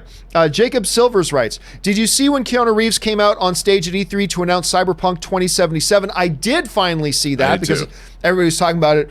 What a great... And like, the dude is just so cool. Good Canadian kid, Keanu Reeves. Plus, he looked like he was overwhelmed. You know, when he first stepped out, he's like, wow, this audience really likes me. He just steps on stage. It's now. He was so endearing because he's like, no, wait, I have to get through this. Yeah, People it was were just great, screaming and yelling. It was great. All right, James Welsh writes, comedies are struggling at the box office this year. Why? Good ones like Long Shot and Booksmart are doing badly, and not one comedy is big business. Can't they compete with bigger movies? Well, honestly, James, it's not an issue of competing, because it's not like the bigger movies are keeping people from going to see these other movies. I just don't see that at all. That's not a place in there. The problem with movies like Long Shot and Booksmart, and because I like the fact that you brought up those two in particular, James. With those two particular movies, I also thought Long Shot was quite good. I thought it was quite funny. Booksmart's my favorite film of the year. I also thought Long Shot was quite funny. The problem was it didn't look funny. It really didn't. I thought the marketing was okay, but I wasn't jumping up and down to run out and see Long Shot. It was poorly communicated about what the movie really was and what it was about. I don't think they put their strongest foot forward in their marketing. And I think that had a lot to do with it. Booksmart, while I think it's the best film of the year so far, it suffered the same thing. I was not excited to see that movie. I didn't even go see it opening weekend because I thought, it looks clever, I guess, but I'll take a pass.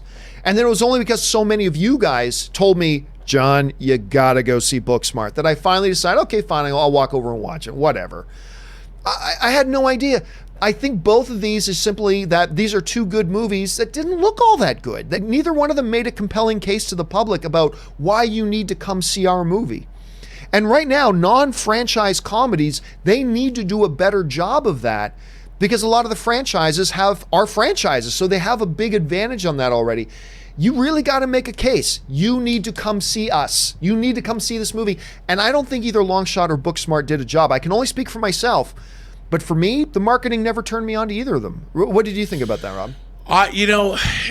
It's funny. I look at a movie like Good Boys.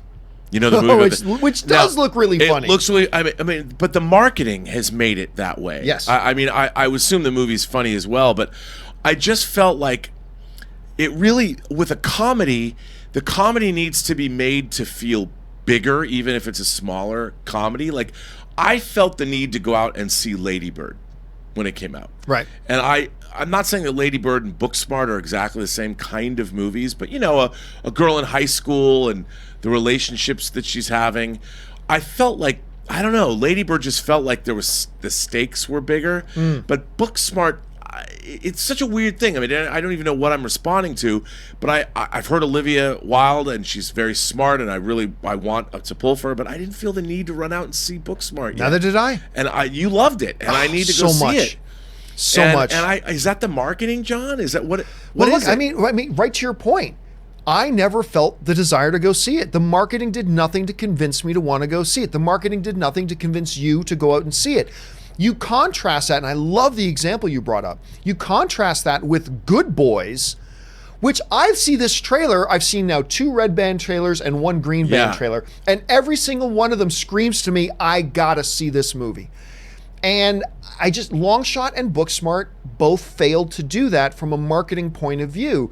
And I'm so glad we've got our film fan community that, much like Doom Patrol, convinced me and insisted, John, you got to go see this. And this is why I love our film fan community making these recommendations, because I would have missed out on what I now think is the best movie of the year. And I think that's it. But I think this is a good contract, because I think you're going to see that Good Boys is going to do much better at the box office. No recognizable big stars.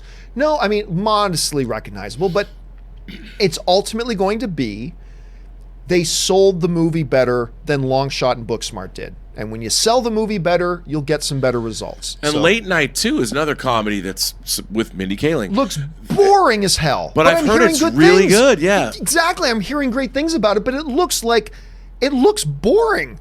But I'm hearing good things. So marketing teams have got to start picking up their game. We are no longer in there and say, look, everybody, Mindy Kaling's in this movie. You're going to want to come see it. You can't do that. You got to convince me this product is worth coming out and feasting on. So anyway, whatever. All right, let's move on here. Next one comes to us from Chris Feldman, who writes, I haven't seen Old Boy yet, but plan to soon. Watch the original. I'm not one of these guys who like the original is always better. I'm not one of those guys. The original is much better. But plan to soon. Should I watch the US or Korean version, or are they different enough that I should watch both? I would say this.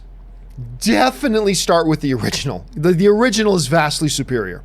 I didn't even like the US one all that much. However, if you watch the original and dig it, and then you just kind of feel like, I'd love to see it kind of a little bit of a different incarnation, see somebody's different take on this story, then by all means watch it. I mean, if nothing else, Elizabeth Olsen's great in it. She is. Josh Brolin delivers like he always does. But I think the original is vastly superior. Did you see both, Rob? I did see both. I love the original. As a matter of fact, it's part of the Vengeance trilogy. Yes, it is. Sympathy for Mr. Vengeance, Lady Vengeance, and Old Boy. And watch them all, because they're rad. Did you see the North American one? I did, yeah. And it was... The problem is, the storyline is such that... Well, I don't want to... You can't... It's didn't... poorly assembled. I was bummed out by the American version. Yeah, I was excited about it, too. Me, too. I was excited, but... All right, let's move on here. Ace Infinity writes, goodbye, Kara, you won't be forgotten. Left a mark. Goodbye, Kara, you won't be forgotten. Left a mark. Is that a Supergirl thing? Kara? I don't know. I mean, it could be. I don't know either. All right, I'll move on. David Linian writes, what are your thoughts on the Avengers project? Well, again, we've talked about that quite a bit today. I was a little bit underwhelmed by it, to be honest with you. I think that's the general feeling that I had, was kind of underwhelmed by it. The Halo Brony writes, I am disappointed in you. You have not talked about the Paddington movies. Some of these people are new or late to the party. Spend 3 to 5 minutes about this. Dude, it's not my job to sit here and talk about and bring up a list of 500 really good movies and just talk about them. When there's something to talk about, I will talk about them. When the Paddington movies were out, I talked about them, and I talked about them ad nauseum. Paddington 2 rules. Paddington 2 is so good. I mean, first of all, I remember John Schnepp and I went to go see the first Paddington. We went to the press screening of Paddington. Neither of us thought it looked any good, but whatever, we'll go watch it. And we both came out going, what the hell? That was wonderful. The first Paddington is effing fantastic. And then the sequel came out. It's like, that might even be better. It's incredible. And I want them to do a third one. But dude, we don't just randomly pull movies out of the air and then make them main topics. There has to be something to talk about. And if you want to ask about it, that's great. But yes, the Paddington movies are wonderful. And when they were out, I talked about them ad nauseum. And if you want to bring it up and ask the question about it, I'll talk about them again. But absolutely. These things are great. I mean, clearly you enjoyed them as well, Rob. Yes. Oh, so good. That's 3 minutes, John. Brendan Gleeson. Brendan Gleeson is so good. He's one of my favorite character actors. Ever since Braveheart. Oh. You know, and you know, whenever he pops up in something, you know you're in for something fun. He's great. Okay, anyway, let's move on. David Linian writes, finished watching Chernobyl. Whoo! Absolutely amazing. Look, it's too early in the year, but I'll tell you what, if 5 other seasons of programming are better than Chernobyl this year by the time the next Emmys come around, this might be the best year in television history. If 5 others come out that are better than Chernobyl, it'll be the best year in television history. Yeah. The show is ridiculously good. Zach Bartran writes, they just released a 35th anniversary 4K Steelbook with Ghostbusters 1 and 2, and I had no intention of getting it until I saw it had new special features and newly uncovered deleted scenes from the first. Zach, you just kind of pointed out what is one of my major Achilles heels when it comes to physical media. I don't buy physical media anymore. I haven't for many years. I've switched over to streaming a long time ago, but I am a sucker for bonus features. For really interesting, not just a few deleted scenes or a blooper reel, but I mean really good bonus features. And some of the best ever, I would say propose, Rob, because you know more about these than I do. 2 of the best I ever saw was actually the bonus features on the Star Wars prequels of all things. I don't even like the movies, but I can sit down and watch those making of stuff on there. Especially on the Phantom Menace. Oh, especially the Phantom Menace, which was spectacular and eye-opening and all that kind of stuff. It's great. And Lord of the Rings. And then, of course, obviously, whatever you worked on would also be like the best ever done. Well, I worked on Lord of the Rings. That's right, you did. Yeah, with the team. And, you know, first of all, it wasn't me. It was a huge team of people. Right. About 30 people. And you were one of them. You were on that team. Yeah, we worked for a year on each movie. I worked on the Didn't you win a first 2. Saturn Award for that? I didn't, but I think the Lord of the Rings, I think, won 3 Saturn Awards. I mean, but that was Michael Pellerin and Jeff Curdy. It was mostly Michael Pellerin who headed up, who also did The Hobbit as well. But I've known him for years and years. And yeah, those bonus features were incredible. Those days will never come again. They'll never, ever spend the kind of money that we spent on those bonus features. It's too bad. But I agree. I mean, other great ones, my friend Charlie de Lauzarica's The Alien anthology documentaries are amazing. But would you buy new versions today because there's new bonus features on there? If they're substantial. Like, I mean, my friend Charlie did the Alien anthology, and he did his ultimate. The ultimate was the 5-disc Blade Runner box set, which has the most incredible documentary features, all the different versions of the movies. But again, those days are gone. It's just too bad. I wish the Marvel films would make those kinds of documentaries. Well, maybe they will in the future. Who knows? Maybe they'll find, hey, you know, with our Disney Streaming Plus, when we put stuff on there, we should add in a bunch of bonus stuff to really become more attractive to people. Maybe they will. Hey, listen, guys, we've hit 10:30. It's an hour and a half mark, and so it's that point in the show for us to say goodbye to Mr. Robert Meyer Burnett, who's got other things to do with his day. Robert, dude, it's always so much fun having you in here. Where can people find you online? Well, you can find me on Twitter at BurnettRM. Find me on Instagram at RM Burnett, or find me on my own YouTube channel, The Burnett Work, and its adjacent website, theburnettwork.net. And I just want to say, John, I'm jelly. I'm going to be jelly all day tomorrow. I'm not going to be here, but you're going to be in Galaxy's Edge. Yep. Well, we'll talk about it more on Thursday when I get back, and of course, I'll do a live stream tomorrow night about it as well. So thank you again, Robert, for being here. I'll see you Thursday. All right, guys, let's keep things going here with the rest of the show. All right, DC Patience, right? Have a good one, dude.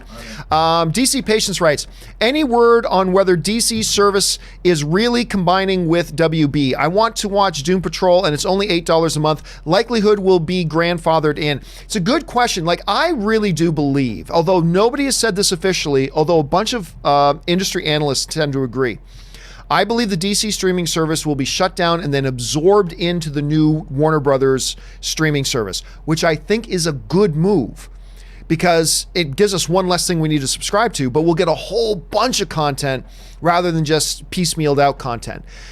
Again, I don't know anything official at this point, DC. The DC streaming service is okay, but the thing, even like $8 a month, I'm paying $8 a month for 3 shows. Really? I mean, it just, and one of them's not even very good, and one of them's already been canceled in the Swamp Thing series. So I don't know for sure, but let's put it this way: I will at this point be surprised if they don't merge it in, and I'm sure they'll figure out a way. Look, you won't get to keep just paying $8 I'm sure when they do the whole the Warner Brothers thing, because it's going to include all the Warner Brothers catalog, which is huge. It's going to include Cinemax. It's going to include HBO, which is huge. HBO charges $15 a month just for itself. So I'm sure you're not going to be able to have DC then absorbed into Warner Brothers and still just pay $8 a month. That would be unreasonable. But I'm sure they'll probably give you the option to up your membership and then kind of stream in there as well. But again, nothing official has been said about that. I just think that seems to be the writing on the wall. All right, JB Bonifacio writes, Final Fantasy VII Remake is nothing short of breathtaking. They plan to chop it up into episodic content. The first is just 20 to 30 hours of Midgar.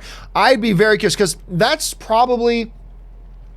I was going to say that's the last Final Fantasy game I played. I don't think that's true. I think I might have played 11. But anyway, I remember playing Final Fantasy VII. I haven't seen this footage. Everybody's talking about it right now, though, JB. So I got to get on that. I'll probably check that out as soon as we're done today's show. All right.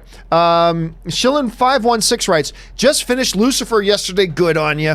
I started watching it last Tuesday thanks to your recommendation, and now I'm sad to hear that there's only going to be one more season. Okay, I understand, Shillin. I do.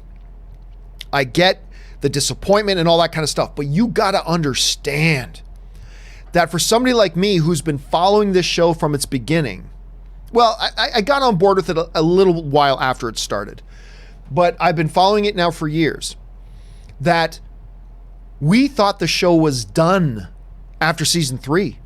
They announced it was canceled and we thought it was done. The fact that we had all got season 4 and we're getting season 5, I'm still kind of living in this yay kind of feeling, even though I know season 5 is going to be the finale. But that means we got 2 more seasons than I thought we were going to get, because they had canceled this thing after 3. So I'm still in a very big space of gratitude right now that they got to finish out the series. They're going to get to finish it on their terms. It is unfortunate that it's going to end after 5, but hey, a lot of people's favorite shows don't get 5 seasons, so I'm just kind of happy about it. But I'm glad you're on the Lucifer boat with us, dude. All right, Zach Bartran writes, ever since I finished The Expanse, I've had a sci-fi TV show void in my life that needs to be filled. Any suggestions on what I could watch? Looking for something in the same vein as that or Battlestar Galactica. Whew. A really good sci-fi one? Well, listen, Rob's not here, so I can kind of say this now. I recommend trying Star Trek Discovery. Rob hates that show. Hates it. I quite enjoy it a lot. I think Star Trek Discovery is really quite good. And it's a very different flavor from what other Star Treks have been. So even if you're not somebody who's ever really been into Star Trek before, I would say give the new Star Trek a shot. I'd say give it a shot. I think it's worth trying out. So yeah, maybe check that one out, Zach. Maybe check that one out. Other than that, if you're already, because obviously I would have just gone right to Battlestar Galactica, but you've already mentioned that one. So off the top of my head, I'd have to think about it. But anyway. All right, Suthius writes, hey gents, the more interviews and talk show clips of Emilia Clarke I watch, the more adorable I find her. Such a sweetheart, my new favorite person. I think she comes across as an absolutely delightful human being. I really do. You can't help but kind of like her when you see her more candid and more herself. That is not to take away from the fact, though, that I'm still not sure I found her to be that strong of an actress. I think she was marvelous in Game of Thrones, but everything I've seen her in outside of Game of Thrones, I've never been all that impressed with. So maybe part of that is me. Maybe part of that is me, that I just got her locked in my head as Daenerys. Maybe that's the problem. I'm not sure. But she seems like a totally delightful person. I loved her in Game of Thrones. Let's see how she's able to evolve. She's got a new rom-com coming out here pretty soon as well. So let's see how she evolves as a performer. All right, Fanjecture, of course, one of the sponsors of our show, writes in, Disney's 2016 worldwide box office record is $7.61 billion. They are currently at $5.88 with the following films left: Toy Story 4, Lion King, Maleficent 2, Frozen 2, Star Wars, The Rise of Skywalker. Over under 60%, they hit 11 billion. Well, let's see. I think Toy Story is a very strong contender for $1 billion. I think Lion King will easily hit $1 billion. Maleficent will be $400 million. So there's 2.4. Frozen 2 could be $1 billion. So there's 3.4. Star Wars could be $1 billion. So there's 5.4. Yeah, I'm going to take the over 60%. I think a couple of those films, being where we're at right now, I think a couple of those films could probably underperform a bit and they could still cross 11 billion. This is a year unlike anything we have ever seen, and maybe be unlike anything we're going to see for another decade or more. Maybe for another decade or more. So, yeah, even though 11 billion is a high number, even though 60% is a high number, I think we're in a place where a couple of these could underperform and they'll still cross it. I'm thinking 12 billion could be in play. Seriously, I think 12 could be in play, so I'll take the over on 60 for 11 billion. All right, Jacob Silvers writes, Jordan Peele and Keegan-Michael Key's characters are going to be the highlights of Toy Story 4 for me. Hard to say, because I've only ever seen them in like a little trailer, but definitely a lot of the responses coming out of people who have seen Toy Story 4 now are definitely highlighting that, Jacob. They're talking about their performance a lot, their characters a lot, and just that one scene in the trailer where they attack the old lady, I find hilarious. If that's indicative of what we can expect from those characters in the rest of the film, we might be in for something real special. All right, Chris Feldman writes, did you ever see the 1979 movie The Villain? Arnold Schwarzenegger plays an Old West sheriff. At the end is like a live Wile E. Coyote cartoon. Weird. I'm going to be straight up with you, Chris. I've never even heard of The Villain. I've never even heard of this film. But I am totally an Arnold Schwarzenegger film that I do not remember ever hearing about. That's fascinating to me. I may have to just check that out. Thank you for putting that on my radar, dude. All right, Suthius writes, I hope Disney will build a Predator/Alien land. Yeah, I don't think that's in the cards. But it would be kind of funny if you literally have to see if you can get out alive. All right, Supa Dave writes, I like that name. Do you see/think Marvel Studios should make a biopic of the great Stan Lee? Who should have the honor to portray him? Always respect your opinion. As far as who plays him, I don't care. Just as long as it's a good actor. That's all that matters. As long as it's a good actor. I frankly wouldn't want Marvel doing it because those aren't the types of movies Marvel is good at making. Marvel makes big bombastic superhero movies. That's what they do. So maybe a Disney Studios, maybe, and by the way, it doesn't have to be Disney related. Any studio could do that. If any studio gets the life rights can get the life rights, story rights to Stan Lee, it doesn't have to be Disney, it doesn't have to be Marvel, it doesn't have to be them at all. As a matter of fact, another studio may do a better job at it than Marvel would, or that Disney even would. They could do a much better job, possibly. So I don't think it has to be either of them. I think it's going to happen at some point, only because I already know a little bit of the story of Stan Lee and the whole, because the story of Stan Lee is not just fascinating in and of itself, but the story of Stan Lee is the story of the epic comic book battles of DC and Marvel back in the day. The story of Stan Lee is also a part of the rise of the strongest movie genre in the business today from a financial point of view. Stan Lee's life story encompasses a lot of big stories. And so therefore, to me, it makes a lot of sense. I don't think it needs to be Disney or Marvel that makes it, to be frank with you. And I really don't care what actor plays it. As long as they get a talented actor, that's all that matters. All right. Jeff Crow writes, why are there rumors about Culkin being the Joker? Because anybody can start a rumor. I've seen these rumors going around. They all come from nothing. Now, that's not to say it's impossible. It's not impossible that Macaulay Culkin could play a Joker. It's not impossible at all. But should we believe the rumors? No. It could turn out to be true at some point. That's great. But again, I always tell you guys, follow the source, and these sources come from nothing. So why are there rumors? Because somebody made up a rumor and everybody ran with it. That's why there are rumors. Suthius writes, Mr. C, will you talk about Galaxy's Edge on Thursday's show or make a separate video? Details, por favor. Would love to hear your full experience. I am, as a matter of fact, tomorrow afternoon, late afternoon, early evening, I'm going to do a live video here on my channel, because remember, there's not going to be a John Campea show tomorrow. So tomorrow afternoon or evening, I'm going to do a live video just talking about my Galaxy's Edge experience. I'm going to be taking a lot of pictures and taking some video, and I'm going to show you guys my pictures and my video, and I'm going to tell you about my experience. I'm very excited for it. I can't wait to get there. It's going to be a lot of fun. At least I hope it's a lot of fun. So Ann and I, we're so excited. We're driving out tonight. So actually this afternoon, we're going to drive out there this afternoon, go eat some good food at Disneyland, probably go around Disneyland, eat at our favorite places, and then stay at the resort. And tomorrow morning we're going to go. I mean, we don't have to stay. Well, actually, you do have to stay at the resort to get the time slot that we wanted at Galaxy's Edge. But we only live about an hour and a half from Disneyland. But I'm very stoked about it. Video tomorrow afternoon. Keep your eyes open for it. All right. Noel Nguyen writes, glad Warriors won last night. Classless behavior from the Raptors fans cheering Durant's injury. He won't be the same player ever again. Well, no, Noel, you're misrepresenting what happened there. What happened was clearly any arena in a final scenario, and clearly he wasn't seriously injured. He's not seriously injured, and he will be fine.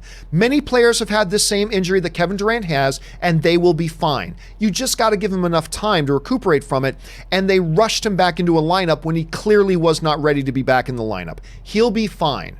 Kevin Durant will be fine. There's injured. Many players have had this injury, and they recover from it. He'll be okay.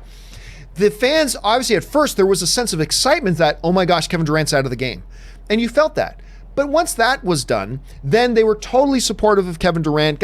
Everybody got on their feet, applauded him as he was being helped off the floor and all that kind of stuff. So you are misrepresenting badly what happened there. Anyway, Suthius writes, with it being 3 hours and having the other two young heathens, I feel bad my eldest hasn't seen Endgame yet. He'll have to wait until digital home release. Oh, you mean you're talking about because you would have to take him? Yeah, that might have to be. But then again, it's not all that far away. It's really not all that far away. And it's still in theaters. You still have it. I mean, maybe you'll get a chance to take him out. It is too bad that your eldest hasn't had a chance to see it. But hey, you might still have a chance while it's in theaters. And even if you don't, it's really not all that far away. Another 2 months and it'll be on home video. So he'll be good, Suthius. He'll be good. All right, Suthius also writes, do you guys still bike? I haven't in about 10 years. You know what it's funny you bring that up. I haven't ridden a bicycle in about, I don't know, since I've come to the U.S. I don't think I've ridden a bicycle since I've come to the U.S. So it's been about 10 years. I used to bike everywhere and do everything on my bike. I totally always used to ride everything on my bike. But it's funny that you bring that up because me and Ann were actually just looking at buying a couple of electric bikes, like some of the really high-end ones, right? With the big tires and all that kind of stuff. We're thinking about getting those. So it's just kind of funny that you brought that up. But I'm with you. I haven't actually done any bike riding in about 10 years. Noel Nguyen writes, still early to tell, but which is the bigger comic book flop so far, Hellboy or Dark Phoenix? I would say Dark Phoenix because it's X-Men. That has nothing to do with it. If you're talking about flop, you're talking about financial numbers, right? You're talking about financial numbers if you're talking about flop. And on that case, it is still far too early to tell because we don't know what the final... By the way, Dark Phoenix didn't do badly overseas, so who knows? Let me bring up some numbers here. I'm going to go look at Box Office Mojo. So right now, Dark Phoenix is sitting at... It's already at 136 million worldwide, right? That's not bad. So that's at the end of its first weekend. It's closing in on break or equaling its production budget. It's closing in on equaling its production budget. Now, equaling production budget does not mean you break even. You got to make more than that. But if by the end of your first weekend, you can say we've almost covered our production budget. I think they're only about 18 million away from that. It could actually end up breaking even because it's not doing horribly overseas. I don't know that it will, but whatever.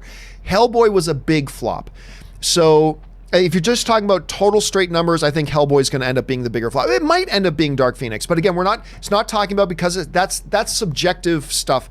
If you're going to talk flopping, and to what degree does it flop? You're talking specifically about does it lose money and how much money does it lose?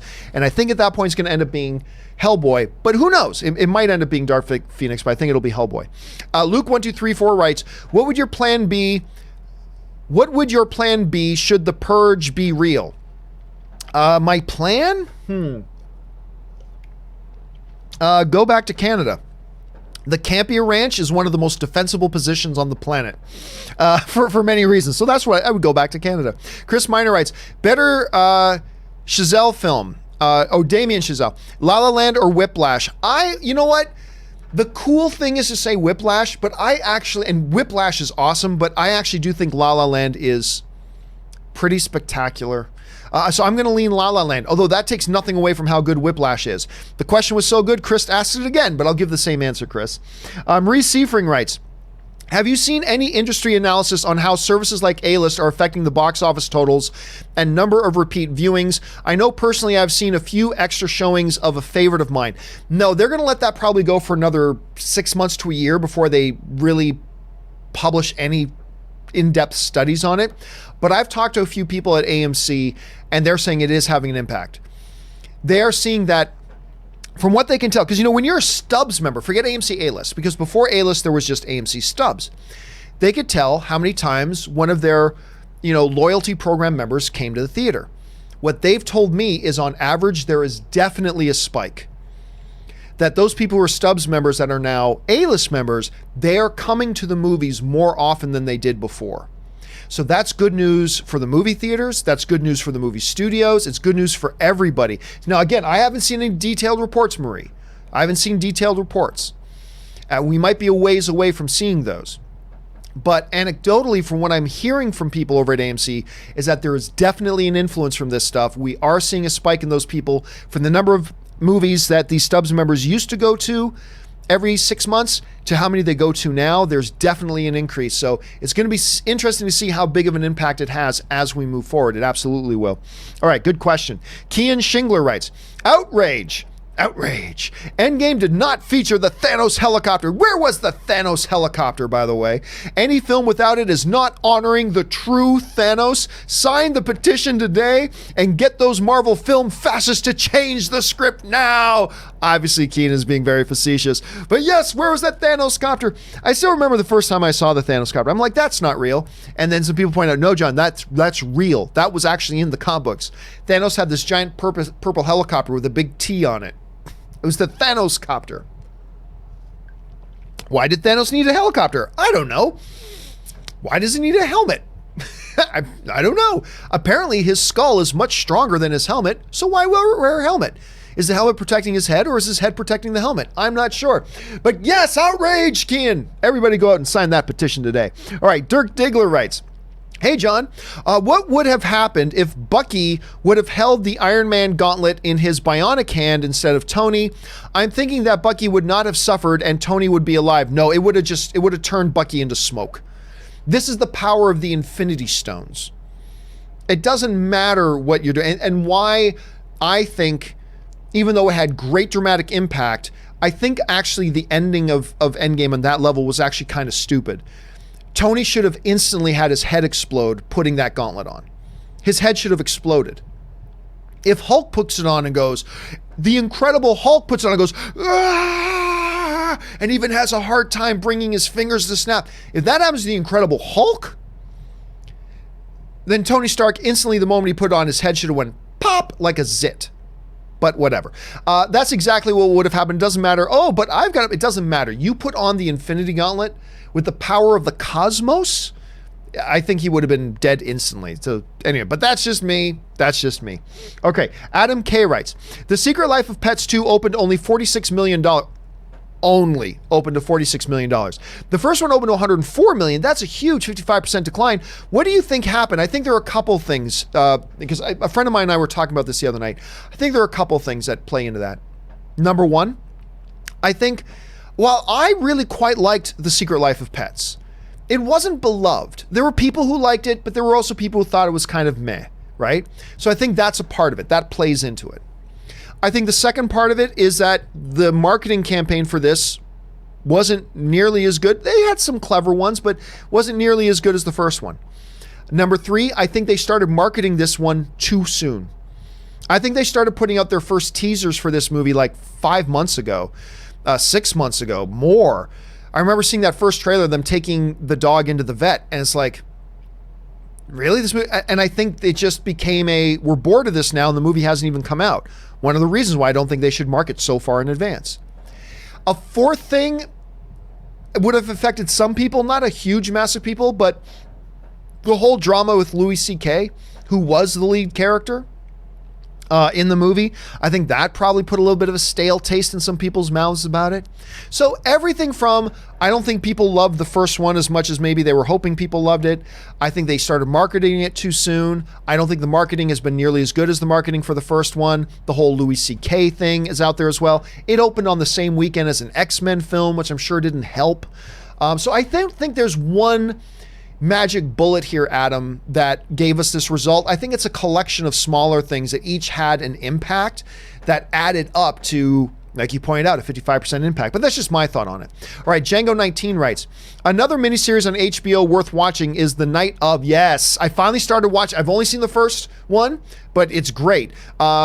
Has Riz Ahmed and Jay Turturro. It's a murder mystery with great dramatic performances for both. A lot of people were talking about this, and I was very, very late to the party. I have watched the first episode I want to say 2 months ago now, and I loved it, but I never got around to watching the next one. I don't know why.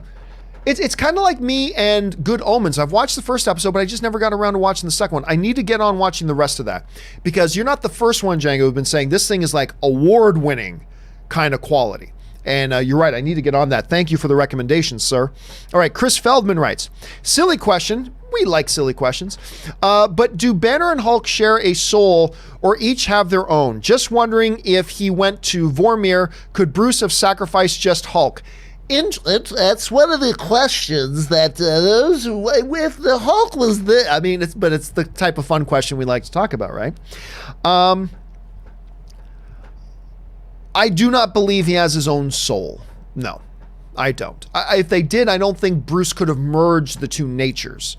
I think he had two different natures, but not two different souls. So no, I do not believe that in a Vormir situation, and this is a good deep geek discussion to have, but I do not believe in the Vormir situation that Hulk could have died and Bruce could have lived. I don't think that's that type of distinction. I don't think is one they've ever made in the MCU, but maybe I'm wrong about that. What do you guys? It's a really interesting question. All right, Tristan Larson writes, be right back, watching Nintendo E3 press conference. Ooh, yeah, I've been waiting to see what Nintendo's going to talk about. By the way, one of the other things people weren't happy about, but I don't think you should be surprised about the Avengers game launch, was that it's coming on PC, Stadia for Google, PlayStation, Xbox, but not coming from the Nintendo Switch.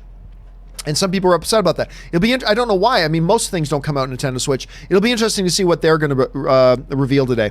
Senior Eric writes, finally watch Good Will Hunting. Now, Good Will Hunting, guys, if you haven't watched it, with Matt Damon, Ben Affleck, Minnie Driver.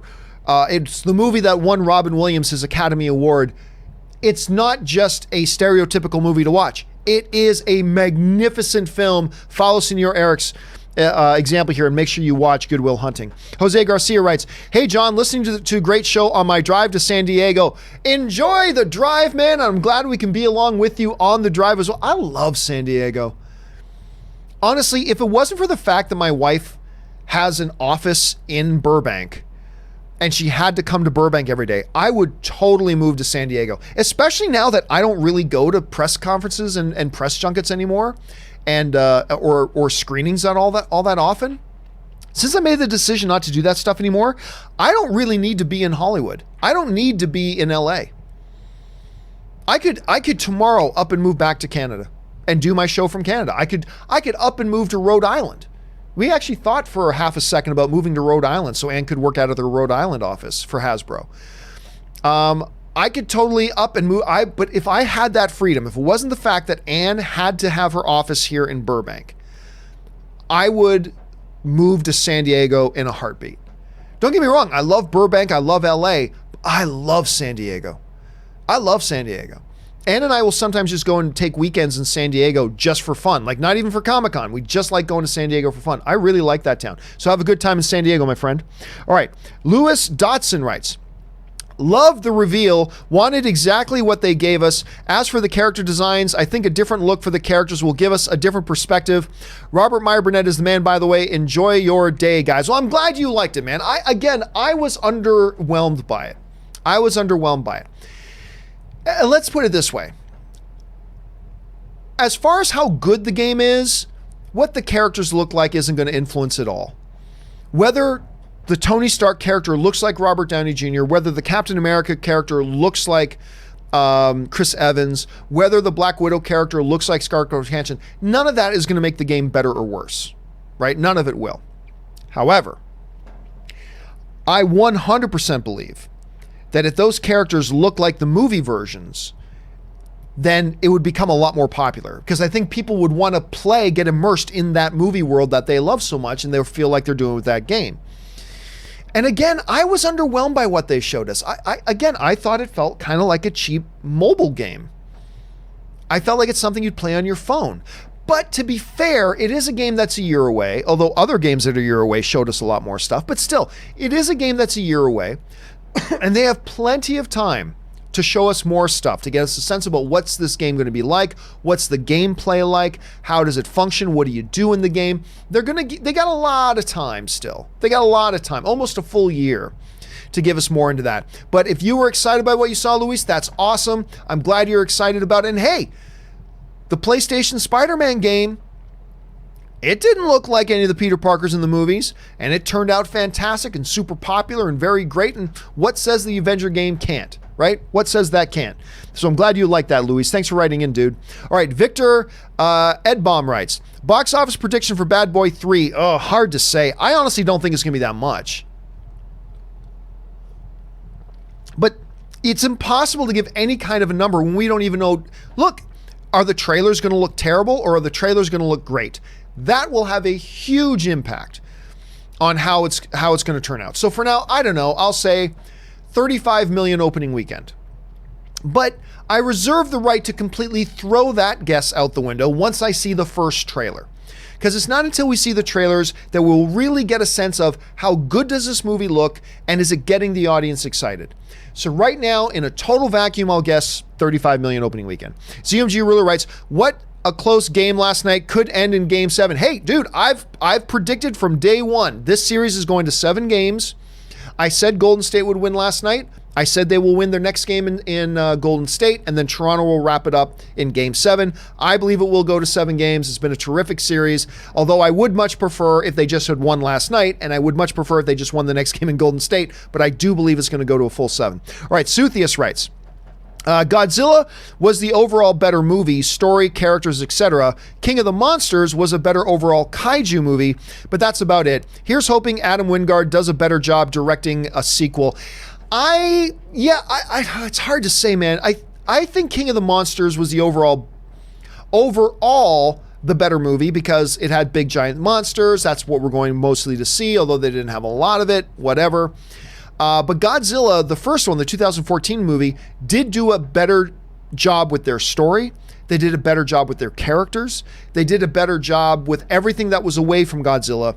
Whereas Godzilla King of the Monsters, in my opinion, did a better job with everything that did involve Godzilla and the other kaiju. But it wasn't enough. I am one of the people who was disappointed in Godzilla King of the Monsters. I think audiences deserve more. Like, okay, it's a movie about giant monsters. That's what we're interested in. Great. But I believe the audiences deserve more than just that. Build a good movie around it, and they didn't, in my opinion. And I walked out disappointed. I loved every minute Godzilla was fighting other monsters, but other than that, it was a pretty piss poor movie, in my opinion. So I was kind of disappointed by it. But let's see where they go from here. Obviously, they're changing directions with Godzilla versus Kong. So let's see what type of changes they're going to make. All right. I can't think of a good username writes, Xavier Magneto are in their 60s in Dark Phoenix. Yeah, I know, right? Continuity, schmontinuity. That's the thing. That's the thing with them, buddy.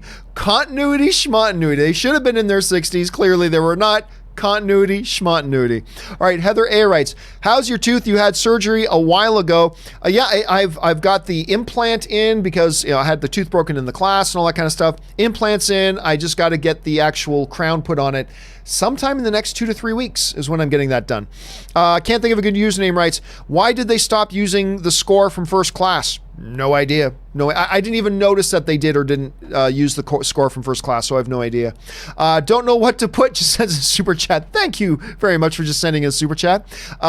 Zen Trixu writes, what is your holy trinity of 90 actions movie? I don't know off the top of my head. All I can tell you for sure, my number one is my all-time favorite action movie, which is True Lies. True Lies is my all-time favorite. can't remember off the top of my head, which was 90s and whatever, so I can't say that off the top of my head. Captain Mexico 21 writes, Dark Crystal Switch game announced. Really? Oh, I guess because the Nintendo thing's going on right now. Ooh. Dark Crystal Switch game. Sign me up. Okay, thank you for letting me know, Captain Mexico. Don't know what to put writes. With all the divisive stuff going on, remember the old saying, the scary thing is in 20 years, these will be the good old days. Hashtag reality check. Yep. It's a really good thing for us to keep things in perspective. That, I'm sure people living in the 80s saying, this sucks. But now they look back at the 80s and goes, those were the good times. And we'll probably be the same. So you're absolutely right. Don't know what to put. Hashtag reality check. It's always good for us to keep things in perspective. It's a good way of looking at things. Thank you for reminding us of that. All right. Amlan writes, Hotstar in India is real, John. It has all the contents from HBO, Marvel, Disney, Pixar, CW, Fox, and some original contents for $14 a year. Same price as Amazon Prime. As Han Solo says, it's true, all of it. Well, wait a minute. In India, Amazon Prime is $14 a month? Amazon Prime in the US is like $100 a year. Are you saying Amazon Prime in India is $14 a year? Really? Anyway, I remember because that came up, the whole Hotstar thing came up the other day. I'm like, that can't be real. But I've had a number of people writing me and saying it's real. That's a pretty sweet deal, my friends. All right, Nathan Oswald writes, CGI trailers are straight up insults to the gamers. I disagree, Nathan. I know a lot of gamers who love those CGI trailers. So speak for yourself. I like CGI trailers. I mean, I also want to make sure you give us trailers with actual in-game footage and all that kind of stuff, obviously. But, they put out a Jedi Fallen Order spot a while ago, and it was all CGI, and it looked great and it looked fun, got everybody excited talking about it. So I would say on that point, Nathan, speak for yourself, because I know a lot of hardcore gamers that love those. As long as that's not all you get, you got to make sure you get stuff with actual game footage as well. Ryan Lohner writes, The Handmaid's Tale is now Zoe Bartlett and Josh Lyman leading a rebellion. Sounds about right. I'll tell you what, Ann and I, we love Handmaid's Tale. Love that show. And we just watched the first 3 episodes of season 3 that have been released. Loving the show even more. It is crazy. And you're right. It's good on you for recognizing the West Wing connections in there, Ryan. Very good. All right. By the way, how good is his character in that show? He's becoming maybe my favorite character in the show. Anyway, don't know what to put writes. After watching a few strange Joaquin Phoenix interviews, I have to ask, is Joaquin Phoenix playing the Joker or is the Joker playing Joaquin Phoenix? Dude, I remember we had some discussions years ago on shows I used to do. Years ago having discussions of, is Joaquin Phoenix really that far out there? Or is this just part of his public persona? Because you're right, in many ways he comes across as completely out there. Is he in fact that far out there? Or is this just a part of his persona? It's hard to tell. Which kind of makes him the perfect guy to play Joker, I suppose. But it's a good question. Is he playing the Joker? Or is the Joker playing him? Good way to put it. David Tapia writes, the way some of those Toronto fans cheered and waved goodbye to KD while still hurt on the ground makes them not good Canadian kids. Thoughts? Nah, I disagree. I think that's the same response anybody in any arena would have had. Because the excitement of, oh good, he's going to hit the bench. Because look, it's not like KD hit the floor and his leg snapped in half, which we have seen in the NBA. It's not like he hit the floor and there was blood coming out of his ear or off his head, right? What happened was he went down with an injury we know he'll heal from that he was already suffering. And so the initial reaction of the Toronto crowd, as any crowd would have been, was, he's out of the game. KD, the best player in the world, is out of the game. But that was immediately replaced with applause for KD and cheering for KD as he got back up onto his feet and brought out a thing that was immediately replaced with applause and stuff like that. And I think there are some people trying to make an issue out of that when really it wasn't at all. Razor's Edge Frisbee writes, one of two. I think Avengers looks awesome. It was just a story trailer with brief glimpses of gameplay, similar to that first Jedi Fallen Order trailer. I'm excited about the 4-player co-op, the hero customization, and the free DLC expansions and characters. Patience, people will get gameplay. See, that's the thing, Razor. I don't think there's anything. I looked at that and I didn't see anything to be excited about. But I also agree with you. Patience. The game's a year away.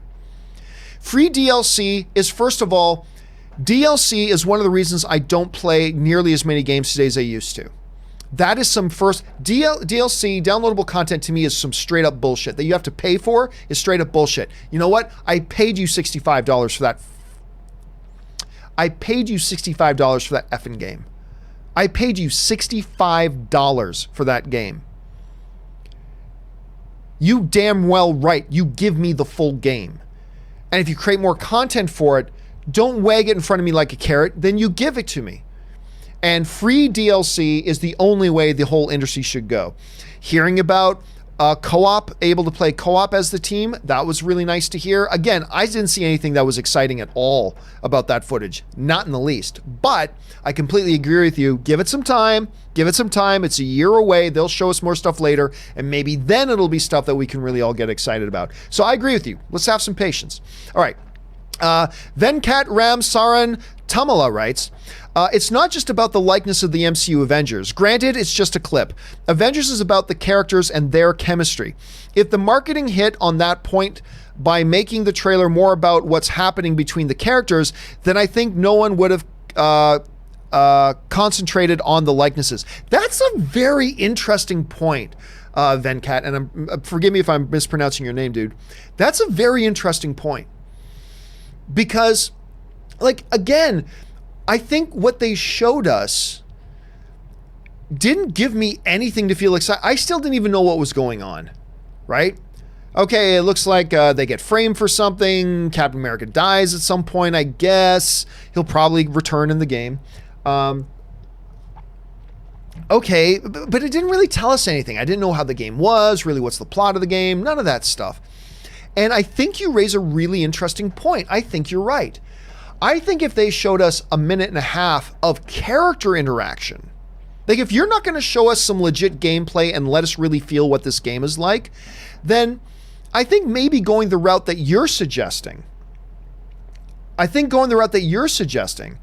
about, you know, showing us the characters interacting, that's what we care about. It may have given people more to talk about. You might be on it. I mean, maybe not, but I like where your head's at on that, and I like the theory a lot. So good thinking on that. All right. Jared McBride writes, John, did you see the trailer for the new Avengers game coming out next May on PlayStation 3 and PlayStation 4, Xbox One's? Your thoughts? Well, we kind of already talked about that pretty much ad nauseum, Jared. Again, I didn't think it was anything special to talk about, but then again, it's a full year away, so I'm not going to discredit it either. Let's give it some time and we'll see if they do release something that's interesting. Ben Rayner writes, Toy Story 2, best straight to DVD ever. Hey, remember, a lot of people forget Toy Story 2 was originally conceived as a straight-to-home video movie. And then in the process, they were like, you know, this is actually really good. Maybe we should put this into theaters. And the rest is history. The rest is history, Ben. Ash M writes, hey, John, you inspired me to get back into blogging. Awesome. That really makes me feel good. I'm glad to hear that. My Aladdin review is up. A lot of fun. Love the soundtrack. Can't stop singing the songs. You know what? I think it's a delightful movie. Do I think it's perfect? No. Do I think it's as good as the original? No. But it's a delightful, charming, entertaining, fun movie that I had a really good time with, and I'm glad it's getting the success it is, and I'm glad you're getting back into blogging. More people need to get back into the space, dude. All right. Justin Fairisian writes, I saw Paul McCartney, the Beatle, of course, perform at Lambeau Field this past weekend. It was the best concert I've ever seen. I'm even more excited to see Yesterday now. I've never had the privilege of seeing Sir Paul McCartney. Now, I got to admit, this gets some of my friends very angry. I'm not the biggest Beatles fan in the world. I have to admit I'm not. But if I had a chance to see Paul McCartney live, living legend, damn right I'd be there. And yeah, they showed us a bunch of Yesterday at that CinemaCon conference, Justin, and it looks really good. Now, I'm hearing okay things about it, but I think it looks fantastic. I think the premise is very creative, and I'm looking forward to seeing it. You and me both, my friend. All right. Ray One writes, although we had a bit of a jump. Here we go. Ray One writes, Kevin Smith has a daughter named Harley Quinn, LOL, like the guy, but that's weird. I think it's great. What's wrong with that? I think that's awesome. By the way, she's actually starred in that movie. Kevin Smith did a movie with his and Johnny Depp's daughters in it together. And I can't remember the name of the movie, but I believe she's in that. And I think that's awesome that he named her Harley. Remember, Quinn is her middle name. He didn't make her full official name Harley Quinn. That's her middle name. I think that's fun. I think that's great, Ray. Okay. Garthier Lesage writes, have you seen Netflix's When They See Us? I've been asked this question 4 days in a row. Have you seen Netflix's When They See Us? Amazing new miniseries, great cast too. I highly recommend you watch it. Yes, I have seen it. I've talked about it the last 3 or 4 days in a row. I think it's really good. Not quite as good as Chernobyl per se, but almost nothing is as good as Chernobyl. I thought it was really strong, very powerful. Ava DuVernay did a very good job on that. Benjamin Lohman sends in a couple super chats. Thank you so much for that, Benjamin. Fried Cheese Macaroni Ball writes, do movie theaters also want sum of money in addition to percentage of movie? If not, why don't distributors max out screenings amounts to thousands? Let me try this again. Do movie theaters also want sum of money in addition to percentage of movies? If not, why don't distributors max out screenings amount to thousands on all movies? Well, there's a couple of reasons for that. Because distributors don't own the movie theaters. See, the distributors decide what they want to do with a movie, but a movie theater can put on their screens whatever they do or don't want to put on their screens. So like I can take my video camera today, shoot a 2-hour movie in 2 hours, and then say, I want to put this on 3,000 screens. Great. There aren't 3,000 screens that are going to show my movie though. Because movie theaters don't just the minority of a movie's theater money comes from the movie. The majority of a movie's theater's money is from people coming into their theaters and buying concession stand stuff. That's how movie theaters make their money, not on movie tickets. Because the vast chunk of a movie ticket's money goes back to the studios and the distributors. Movie theaters make their money on people coming into the theaters. So as a distributor, you can go, I want to put this movie on all your screens. The movie theater's going to go, screw you. Why? Because we don't think a lot of people are going to come to the theaters, and we're not going to make any money unless people come to our theaters. We're going to put the movies on our screens that we think people will come and see. So there's a delicate balance there. Distributors also have to negotiate with exhibitors. So there's 3 key players here, and I'm going to keep this really short. You got production companies, the distributors, and then the exhibitors. The exhibitors are the movie theaters. They're the ones with the screens. The exhibitors want to put their movies on the theater screens. They got to come to an agreement about how many screens something can be in and all that kind of stuff. It's not just up to the distributors to decide. All right, Jay Meister 25 writes, did you ever finish the Endgame spoiler discussion? Yes, we did. We put up the final one. All questions got answered. They're all up. It took us a while. I think it ended up being about 13, 14, 15 hours long. About 13 to 15 hours of content, but we got it all done. Richard Barclay writes, Love, Death, and Robots Season 2 announced with Kung Fu Panda 2 and 3, director Jennifer Yu Nelson taking over from Tim Miller. Your thoughts?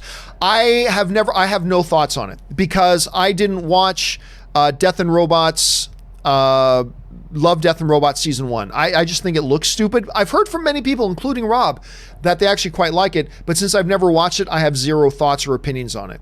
I love what this girl did with Kung Fu Panda 2 and 3, but since I didn't see Season 1, I can't really have an opinion on it at this point. Lone Wolf X6 writes, one of two. Hey, but I learned that from Pizza Man. I'll interrogate the cat I found at the liquor store and I drank it. I don't even know what that's from.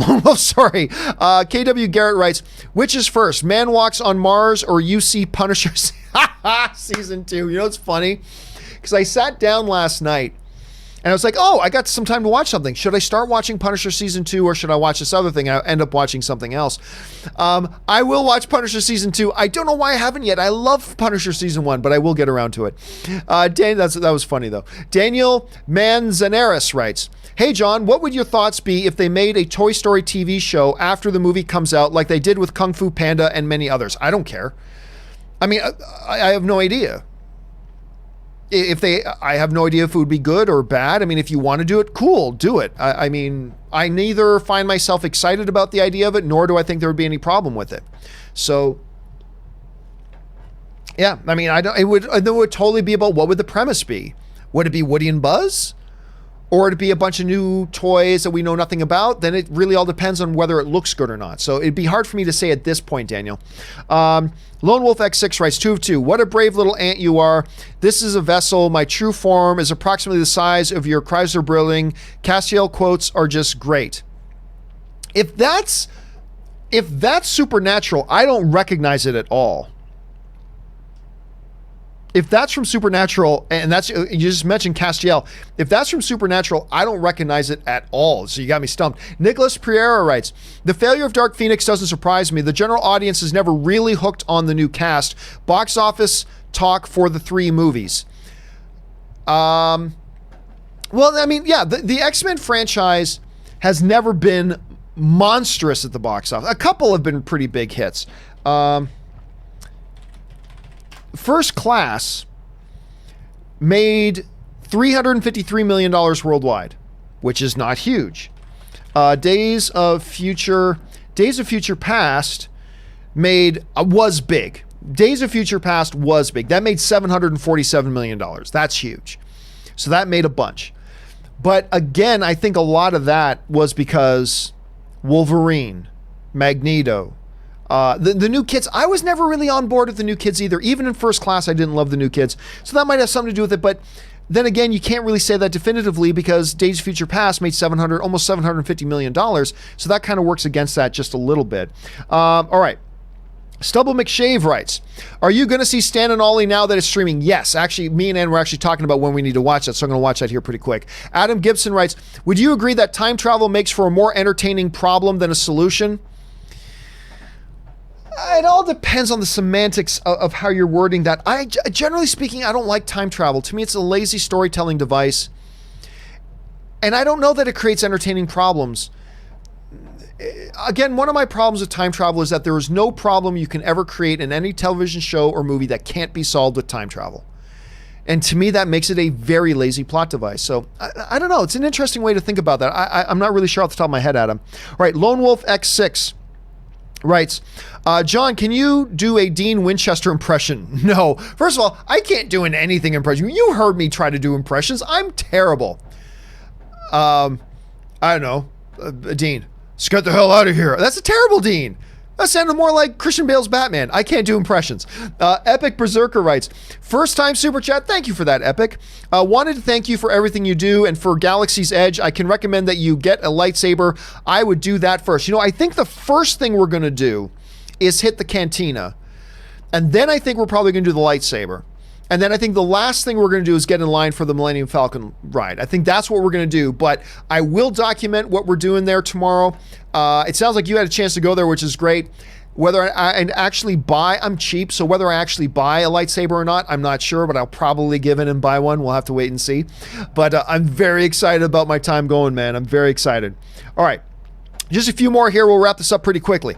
Zach Drahus writes, been a fan for years. Thank you so much, man. I appreciate that very much. It's always nice when somebody writes in just to say something nice.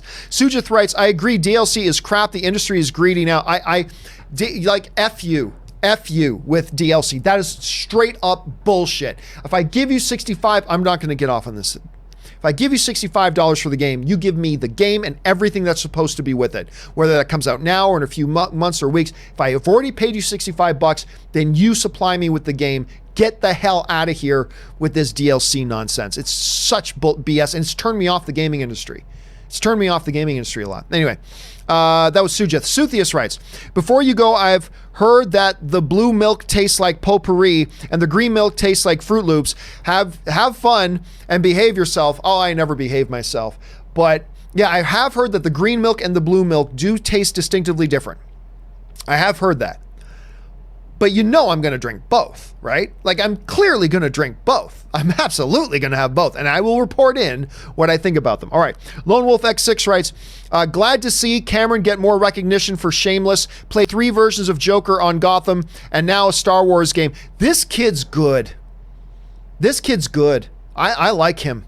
He's really good. Now, I'm not a big fan of the Gotham series, and I don't watch Shameless. But all this other stuff I've seen, I saw him, obviously I saw him a little bit in Gotham. I didn't see the final season.